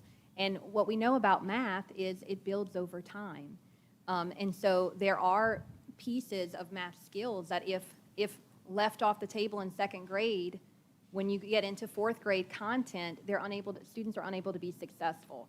And so I think our numeracy screener is going to be key, just like the literacy screener, for identifying some of those missing skills and helping teachers to intervene as necessary. And I also think a key part of this, when we think about our 4th through 8th grade math teachers, and you heard me say this a little earlier, that numeracy training for 4th through 8th grade math teachers was really pinpointed at that grade band for a reason, and that's because we oftentimes see teachers who end up teaching math in that grade band, have a desire to learn more content around math. Sometimes we see a lot of general educators who end up teaching 4th through 8th grade math, and the math content is very deep as you enter those upper elementary and middle school grade levels. And so I think there is a need for teachers to have a greater understanding in the vertical progression of math skills. How is what I'm teaching in 6th grade math going to lead to what students need to know to be successful in Algebra 1, in geometry? And so that's a lot of what that numeracy professional learning training is. So, not to put words in your mouth, but just summarize what I think I heard you say was, number one, as you recall yesterday, I was talking about compounding problems year over year. So that, number one, is a compounding effect of under-preparation as we progress through the system. And number two is really a fundamental problem with the preparation of teachers to teach more complex mathematical concepts. So those, again, I'm not trying to put words in your mouth, but I think that's what you're saying. And but we heard today a lot of folks come to the microphone from the proponent side of Act 111 effects, speaking to the frightening nature of the impossibility of attracting business and everything else. This kind of data is devastating, and it's frustrating to us because we all want to change it. I know it's frustrating to the professionals, but these results are not acceptable. They're just not acceptable, and we got to find a way. We, as a collective society, have to find a way to solve them. So, thank you. Does anybody else have any? I do. Ms. Holloway, please. In regards to vendors, Jenna, how does the department select a vendor? How long does it take for approval or denial for you to get back with them? Can you elaborate? Yes, it does depend on a vendor within which process. I think you may be asking about some of our mathematics materials that are approved. Like CERN or any others that you're using? Yes, they would go through our instructional materials review process, which is a lengthy process that involves our teacher leader advisors. So our teachers across the state, educators who apply to be teacher leader advisors, and do that work for us where they review, and then we release those reviews, and that is what categorizes published materials as either Tier 1, Tier 2, or Tier 3 on our website. Is there a timeline of when vendors, request a review for Tier 1? Yes, and that's a great point. Sometimes I think there's a misunderstanding that we just review any materials or all materials, but a vendor does have to submit. They do have to ask us to review their materials. And that's if they want a footprint in Louisiana, which, some publishers are interested in, others are not. So they do submit to us. So it happens in cycles where we open for submissions for certain subject areas. And we do that at this point because we do have multiple, especially for math, we have multiple materials available that are Tier 1 status, and so we will open annually for math submissions. And so we open for math during a period of time, publishers will submit for math, we close that window, and then the review process takes place. Okay, so leads to my next question. Can we have like a timeline of when do you ask, how long is the approval denial process for Tier 1? And can we see a list of vendors who's requesting a review? And if, why were they approved and why were they denied would help, because this is a critical area. Math is an area we're concerned about, so. Yes, we actually have an instructional materials review page on our website that posts all of that regularly. So we regularly update, I believe it's every other week, where the set of materials that have been submitted to us, and then where they are in the stage of the process, and we break down the different stages. But If we can I'm get it happy by to provide next that. meeting, yeah, a Mhm. copy so we can see it. Thank you. Anyone else? Oh, yeah, Dr. I want to Armstrong. kind of add to that, because when you were talking about teacher preparations, and we're talking about ZERN, whether it's ZERN or IXL or whatever those programs are, I think as educators, we probably need the additional training in how to use the program, that they're not just a standalone program that we let our students do, even if we're doing a little small group somewhere else. It can't just be standalone. We are still the teachers. And so that is a supplemental program to teaching the math concepts, not only the way of having our students work on them. Agree. And that's, could be the lack of the training at coming into math.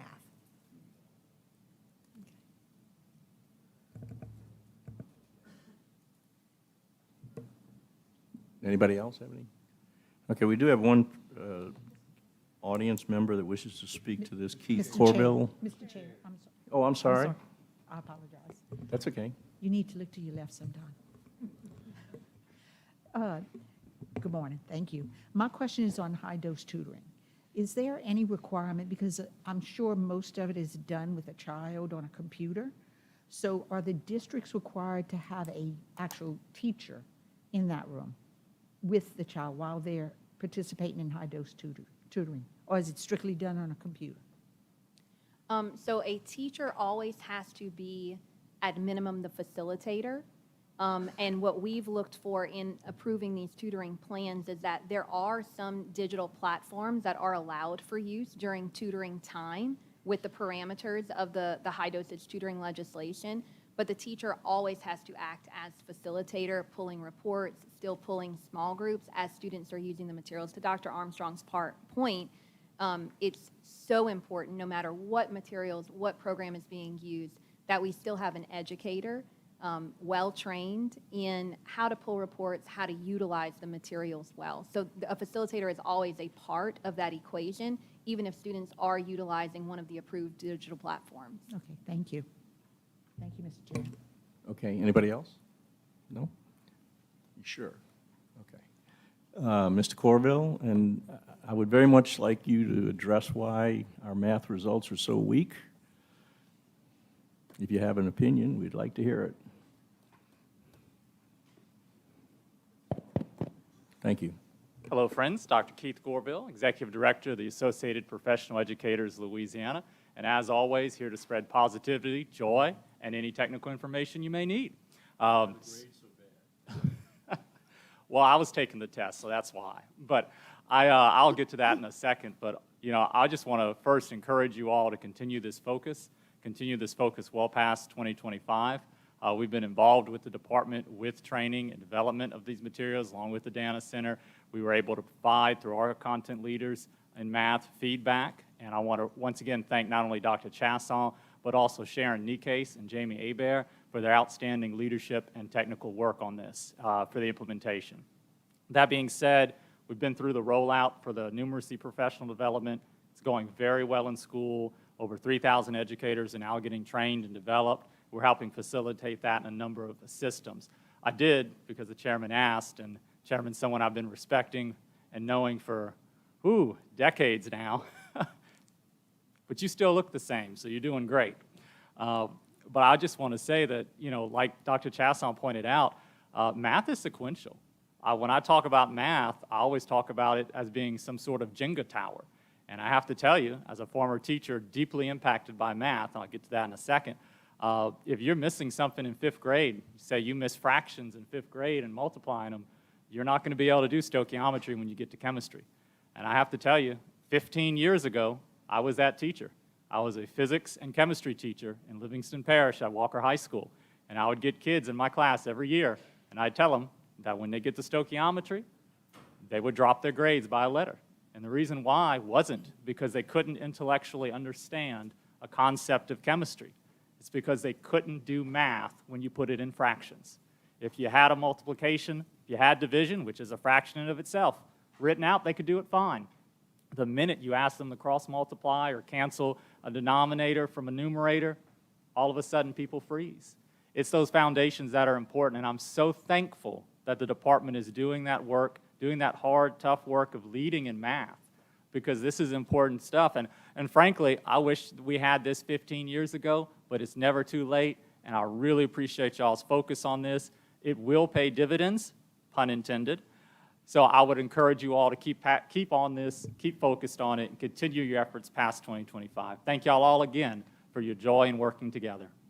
Thank you. Any questions? Okay, we have a motion on the floor to accept the report of item 3.2. Wait, you went? Any objections? What did you say? You have an objection? No, any objections? Oh, any objections? No objections? Motion stands adopted.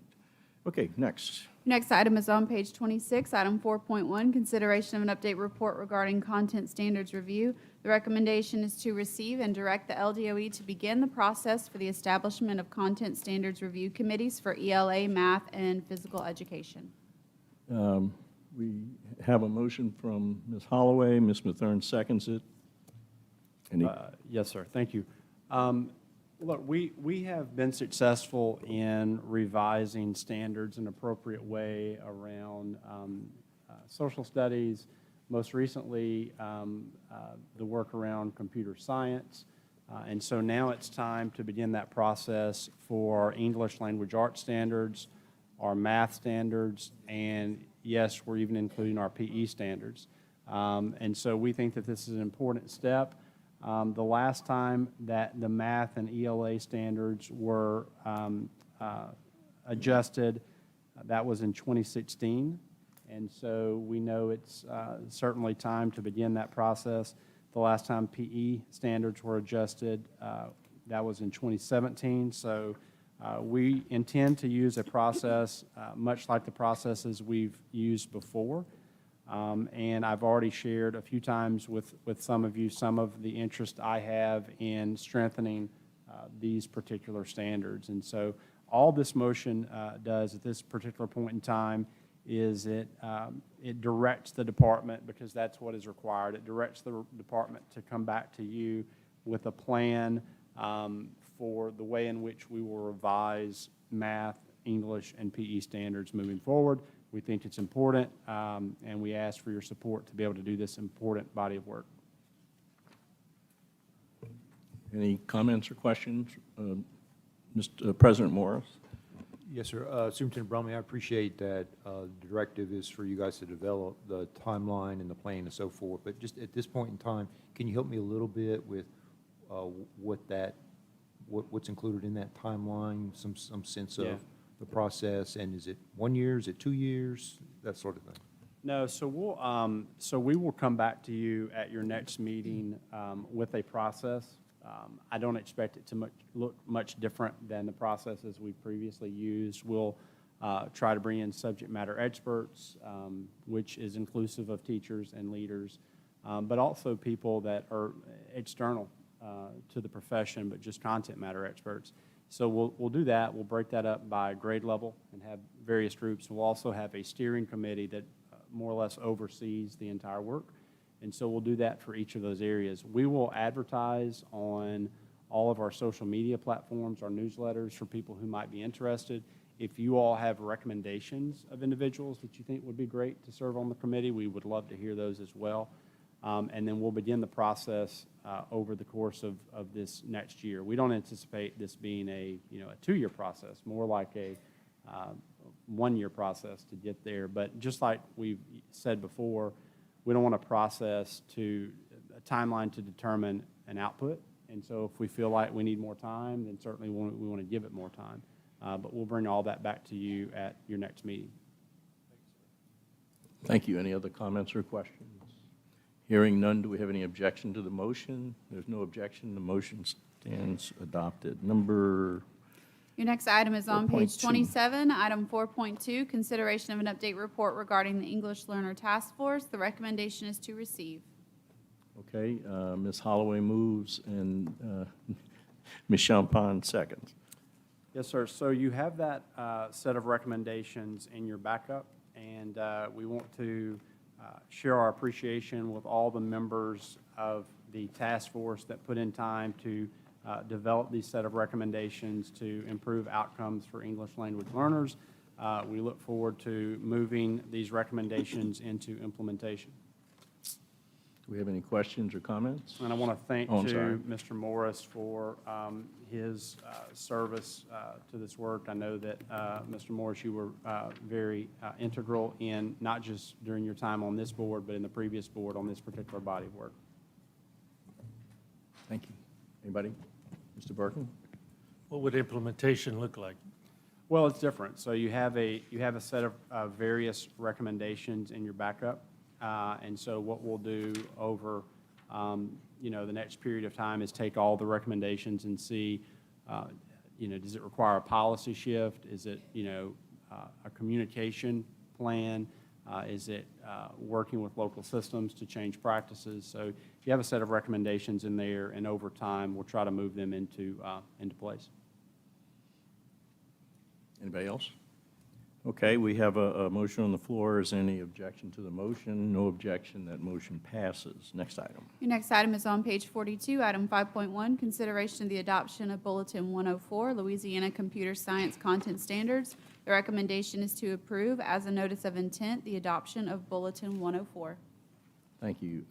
Mr. Castile moves and Ms. Mathern seconds. Yes, sir. Thank you. So we do want to share information with you. We're really excited to bring forward the state's first set of computer science standards. These are the things that we would expect students to know and be able to do throughout their K-12 experience. We had a really strong group of individuals, again, both from inside the teaching sector and outside, that helped us with this particular body of work. And Ashley Townsend will make this presentation. And I want to also thank Ashley in advance for all the work that she's done on moving this from an idea to an actual set of standards. Thank you. Good morning. I'm so excited to bring you all an update on our K-12 standards for computer science. A little bit of background for you. So during the 2022 regular legislative session, Act 541 established the Computer Science Education Advisory Commission and charged the commission to develop a report that included recommendations in 6 areas related to computer science education. These 6 areas included content standards, coordination of computer science education among education institutions and the workforce, computer science requirements in high school, its standardized computer science professional learning, technical assistance grants, and funding strategies to support the expansion of computer science coursework. The committee was made up of educators, content experts, and leaders from business and industry, and it met 6 times over the course of a year to discuss these areas and develop recommendations. Their report was finally presented to Bessie in October of 2023. Then in December, Bessie approved the process, timeline, and overall structure of the K-12 Computer Science Standards Writing Committee. This work launched in early 2024 with the release of an application to serve on the Standards Writing Committee. It progressed with the selection of 27 work group members and 9 steering committee members, and it concluded on August 27th with a unanimous endorsement of the draft K-12 Louisiana Student Standards for Computer Science. In July, the department also published the K-12 Computer Science Education Plan to serve as a comprehensive action plan, which includes both state and system actions to ensure successful implementation of computer science education in Louisiana. The K-12 Computer Science Education Plan is firmly grounded in the vision for K-12 computer science, which will prepare students for college and the workplace through increased digital literacy skills with a progression of computer science concepts and experiences. The plan had six key actions. The first key action is to establish state content standards in computer science for grades kindergarten through 12, and this will provide our students and educators with a vertical progression of concepts to ensure a coherent computer science education. The draft standards are grounded in Louisiana's computer science framework. The framework includes 7 core practices that can be woven into 5 core concepts. These represent the major content areas in the field of computer science. I was honored to serve as chair alongside a steering committee made up of 9 members, equally representing the 3 grade band work groups. This committee structure allowed all members to be heard and various ideas and perspectives to be considered. 13 Louisiana educators, as well as representatives from Louisiana business and industry, universities, parent community groups, and 2 Louisiana students participated in the development of our new K-12 Louisiana Student Standards for Computer Science. They took part in committee meetings in May, June, July, and August, and then met for their final time on August 27th, where they unanimously endorsed the draft standards. This draft has been posted on the LDOE website and open to public comment during the month of September. Board members, you have copies of both the public-facing draft in addition to the revised Bulletin 104 document. You'll see that that bulletin document, it's codified, it's written in policy language, but the draft with the tables is a bit more palatable way to understand the standards and how they fit together as you go from one concept to the next. Each standard indicates what students should master by the end of each grade band.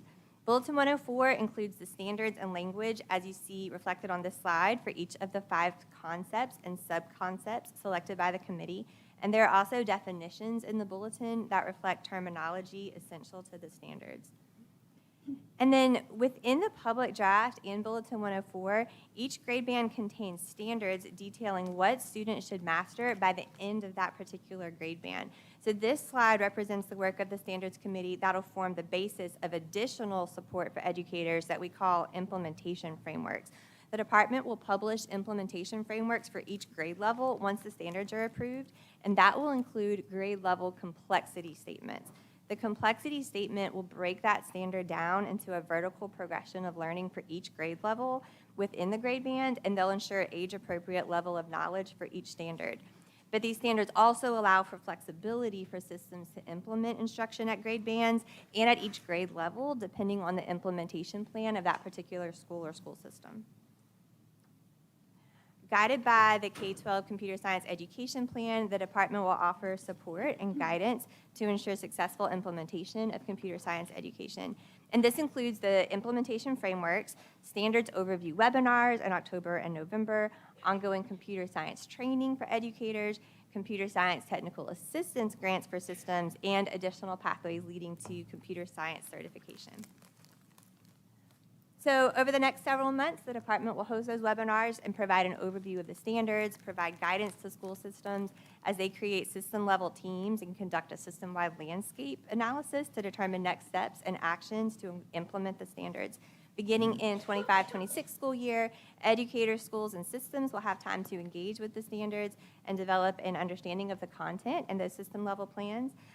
During 26-27, school systems will integrate computer science standards into their existing coursework, maybe add new coursework where appropriate, and then full implementation will be in place by the 27-28 school year.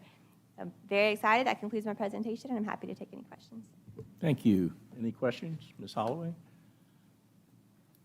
Oh, I'm sorry. Go ahead. Yes, ma'am. So based on the presentation, although I am a senior right now and won't be able to take the course, it's definitely something that's really exciting to see. I've always been like in favor of business classes because obviously we're surrounded by so many computers right now that it's definitely something that is very prevalent. So it's really exciting to see that there's like a hardcore, like this is our course for that. So thank you. Great, thank you. Oh, that's STEM stuff. Thank you. Anybody else? Mr. Chair. Go ahead, Mr. President Morris. Yep. I really appreciate all this, and there was a lot of work, and what's really impressive was the, let's say, diverse group of folks that were involved in the process to put it together. It was a very broad range, technical experts as well as some students, and so we had some outstanding input. But I'm interested in the educator aspect of this. How do we feel about having qualified teachers in the classroom to provide the instruction? Can you help us with that? Help us with the current state and what the outlook is going forward? Yes, sir. So teacher training is, of course, going to be a big component of making sure that rollout is successful. We've had teacher training opportunities available, and so far we've had 380 teachers complete our 6th through 12th grade training, 790 teachers complete our K through 5 training, which that's mostly centered on integrating computer science into things you're doing already. It doesn't have to be something extra. It can be a better way to do what we're already doing. So we're really excited about the engagement that we've seen so far before the requirement is even in place. We'll continue to make those opportunities available. One thing that I'm really excited about is the department is going to develop a lot of implementation guidance and resources for scaling this up and out, for starting from a point of, if you think about it, a student in 6th grade is assumed to have completed the K through 5 standards but won't have done that. And so we'll have some resources in the first couple of years to take into account the fact that this will be really new for some people and work on scaling that upward. But if you think about it, by the time a kindergartner in 2028 gets to 6th grade, they're going to have had several years of computer science exposure. They're going to be used to thinking like that in that algorithmic computational thinking sort of way. And so I think you'll see the depth that they're able to get to is really going to increase over those years.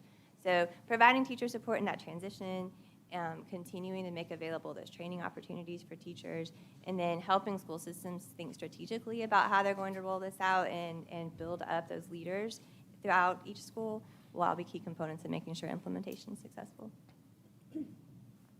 Anybody else? I might add that, at least in my personal experience with my children, that there's a linkage between mathematics and computer science. And while children have far more interest in computer science than they do in mathematics, it may kind of bring them along, and maybe in the long term it'll be a big help on both sides. So I really think this is a strong effort, and I do appreciate it. I fell in love with teaching computer science when I was a math teacher, and I saw how much it helped my students with their math. Yeah, well, there's a linkage whether they realize it or not. And it was just like Mr. Corville said, you can't do chemistry if you don't know math. Well, you can't do computers if you don't know math. So maybe we'll get some positive connectivity between the two courses of study. Anyway, any objections to the motion on the floor? No objection, the motion passes. Thank you. Thank you all very much. That's great. Next. Your next item is on page 73, item 5.2, consideration of revisions to Bulletin 118, statewide assessment standards and practices regarding field test participation requirements. The recommendation is to approve as a notice of intent revisions to Bulletin 118. Mr. Harris moves, and congratulations, Mr.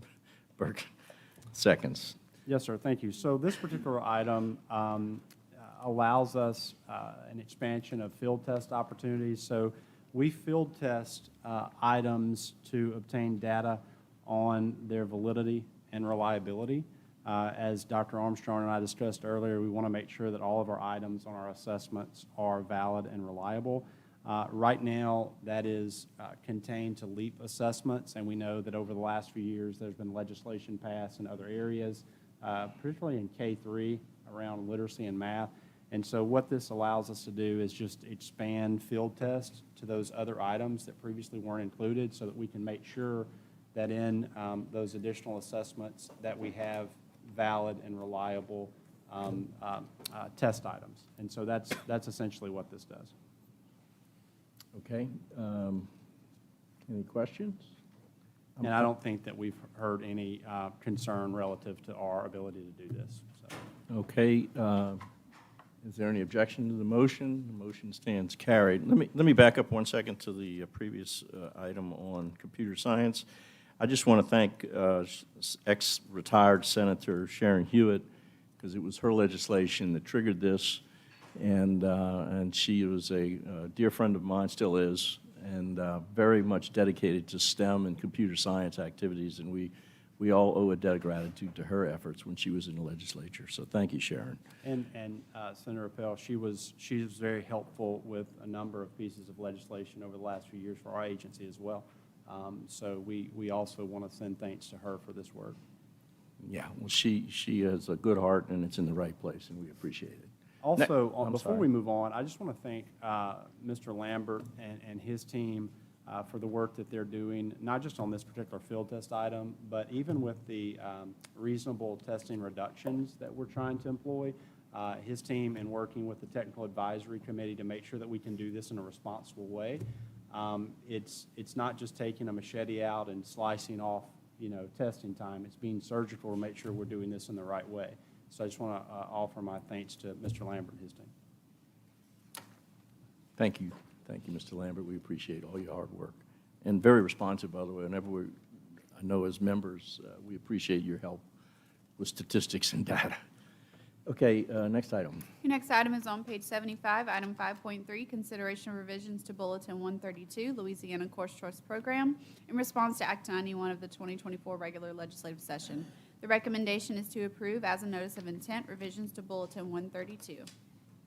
Okay, Ms. Mathern moves and Ms. Holloway seconds. Any, who's up? Yeah, so just a few comments. This is in regards to a piece of legislation by Senator Rick Edmonds that passed in the legislative session. I think it's about providing additional flexibilities, particularly to parents, to get access to the coursework that they think is the most important along with their student. And so this falls in line with our last priority, really, of expanding educational options for families. And so we do recommend the approval of this particular policy. And if you have any questions, Ken Bradford on our team has really taken the lead of ushering this into policy with the help of other staff members. Okay, questions? No questions? Any objection to the motion? The motion stands adopted. Next, Your next item is on page 81, item 5.4, consideration of revisions to Bulletin 1903, Louisiana Handbook for Students with Dyslexia regarding screening and Wait, I testing. think we just, The recommendation is to approve as a notice of intent revisions Maybe I to jumped Bulletin ahead. 1903. Need a motion. motion by Ms. Champagne, second by Ms. Mellorin. Any, you want to take it? Well, just this too is a revision to 1903 based on Act 517 of the session. Really, it's more about addressing issues relative to dyslexia and allowing parents the ability to make sure that their child gets additional assessment relative to dyslexia. And there is an allocation available to school systems that it also provides, which we also think is good. And so if we have any additional questions, Meredith Jordan is here from our team. We can do that now, or also she's more than happy to do follow-up support beyond today. Any questions or comments?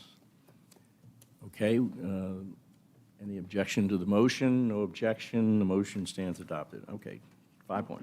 Your next item is on page 83, item 5.5, consideration of revisions to bulletins regarding immunization information. The recommendation is to approve as notices of intent revisions to bulletins 135 and 741 non-public. Okay, Mr. Birkin moves and Dr. Armstrong seconds.